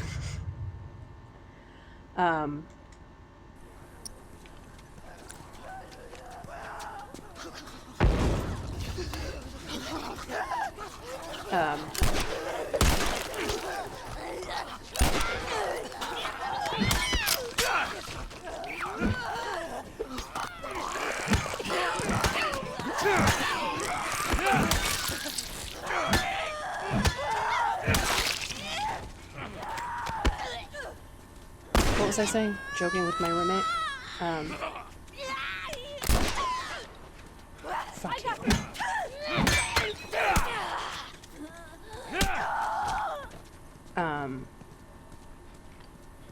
But that, like, all right. I've been a little louder in this game and a little more gung-ho than I usually am. I'm usually pretty sneaky. You know what that means? And when I was playing through, and my roommate was watching, especially with part 1, she was like, you know, Ellie's kind of loud sometimes. And it always feels like you're sneaking around. And she's like, Joel! Joel, are we being sneaky? Are we sneaking now? You picked a hell of a place to Which hold I think up, is funny and pretty accurate. Those R.I.P. Yeah, thanks. normal people that scare me. You of all people should understand that. What does that mean? Nothing. Normal You sure people that scare me gate's too, gonna hold though. 'em? So which way? Right here. It's in the cellar. The cellar of this church. Right down here. Well, here we are. You don't touch anything. And you close the door? Oops. Bumping stuff. Let's gear up. My dog is sleeping very soundly in his little bed. I need a gun. No, you don't. Probably wondering Joel? why I'm talking to a computer. I can handle myself. And No. all of you. Stay here. It's fine. Just wait around for you two to get me killed. Well, this goes on record as the worst fucking job you've ever taken. It's up there. How in the hell is Tess okay with this suicide mission? Actually, her idea. Really? Yep. Well, the broad's not as smart as I thought she was. All right. But, fuck her. Seriously, you gotta take that kid back to where you found her. I can't just take her back. Then send her packing, let her find her own way. But let me tell you a story. Once upon a time, How old is it? My I had dog? somebody that I cared about. He is... Goodness. Partner. How old are you now, Munchkin? Somebody I had to look after. 8? And in this think he'll be world, that 9 sort of this year? shit's good for one thing. Yeah, so I guess he's almost Get 9. you killed. So you know what I did? I wisened the fuck up. And I realized it's gotta be just me. Bill, it ain't like that. He's a pit Bullshit. bull. It He's is so just snuggly. like that. Hey! So there's a What strong I say bond, to you when we yes. walk down the steps? What I say? I'm just fixing your stupid pile. I got Don't him when he touch. was just before he God turned damn 1. it.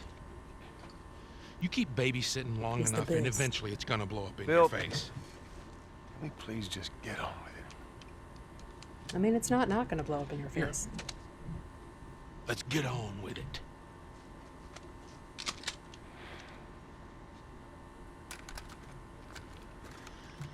It's interesting to introduce Bill here from a story standpoint All right, before we go any further, I got something I gotta show you. because not that I think Joel would necessarily porn. Not that I think that Joel would necessarily end up like exactly like Bill, but I think he's like Bill in a lot of ways, and that if he didn't have Tess or he had chosen to live outside of a quarantine zone, he very easily could have become kind of like Bill. And so we have these two, again, dichotomies, like I was talking earlier, and how dichotomies play into this story and this series so heavily. This is a nail bomb. And you gotta be really careful. This thing blows, it shreds anybody standing nearby. Yeah, nail bomb. Good, just put it in your pocket. It's fine. Yep, just like right in your pocket. Shotguns and bombs. The hell are we doing with them? Well, every few weeks this military caravan rides but through town. I assume they're out looking. so for we get this supplies. dichotomy. You'd be amazed at the shit that they overlook.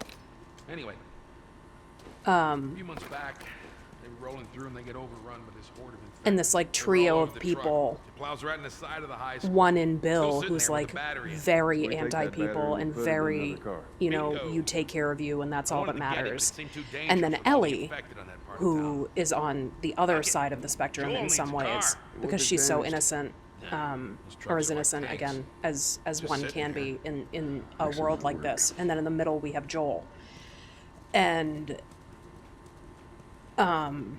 to bring Bill in at this point of in the story really reinforces Joel's journey in terms of growing to care for more people perhaps than he has in the past, and to open himself up a little bit more. And by in the past, I mean, you know, the past 20 years since the world sort of went to shit. I don't need any of your shit. Trust me. Joel, you are keeping an eye on it, right? Like a hawk. You know, with Ellie opening him back up to sort of who he was a little bit before the infection, before breakout day. I will go watch Champions League. Have an enjoyable rest of your stream. Thank you, and enjoy Champions League. Have fun. Thank you for stopping in, and hopefully I will see you again soon. I have enjoyed chatting with you, World of Gaming. Have a lovely rest of your weekend. Wow. Nice place you got here. Well, if you got anything to confess, this would be the place to do it.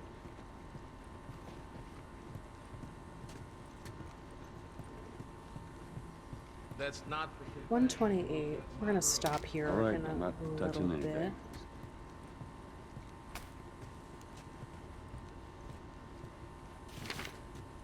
Ooh, a bombs note.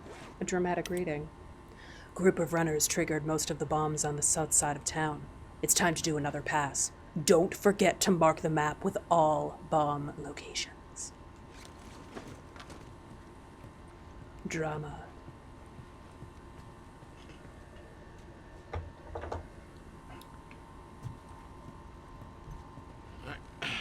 time to sack up. Actually, this may be a fairly decent point to stop. Ellie, come on.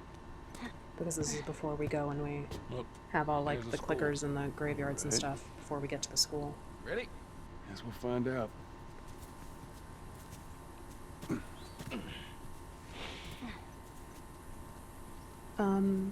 Anyway, everybody. Yeah, I think we'll stop here. Thank you for joining me. Yeah, come on. You don't need to be looking at that. I've seen worse. All right, then. Well, I will say one thing before we stop now, because of this. Yeah, from a story standpoint, we get a little bit more about Joel and Ellie. Ellie, I've seen worse. We know what that Gotta is. move on. You know, if you've played through, you know, if you know the whole story, you know what she's talking about. And they get, that's a moment where it's, you know, it's only a couple of lines, but the way that it's performed and the way that it's written is very simple, but very much like Joel takes yet another little baby step into this girl is capable. Okay, I'm not going to pull her away from this site, which is nice to see, you know, and we're a little over 3 hours now into the game. So yeah, that's again just more building for them, more character building, more relationship building, and we are getting even closer to them. Yeah, but thank you for joining me today, and I will see you next Saturday, same time, 10 a.m. Pacific, to play through the next part of this. Yeah, and I mean, I'll put out a blast on Twitter or whatever if I do anything else during the week, but again, I work pretty long hours, so it may not be possible. That's why at this point it's just a once a week stream, but thank you for joining me. I have enjoyed being with you all so much, and I will see you next weekend. Bye.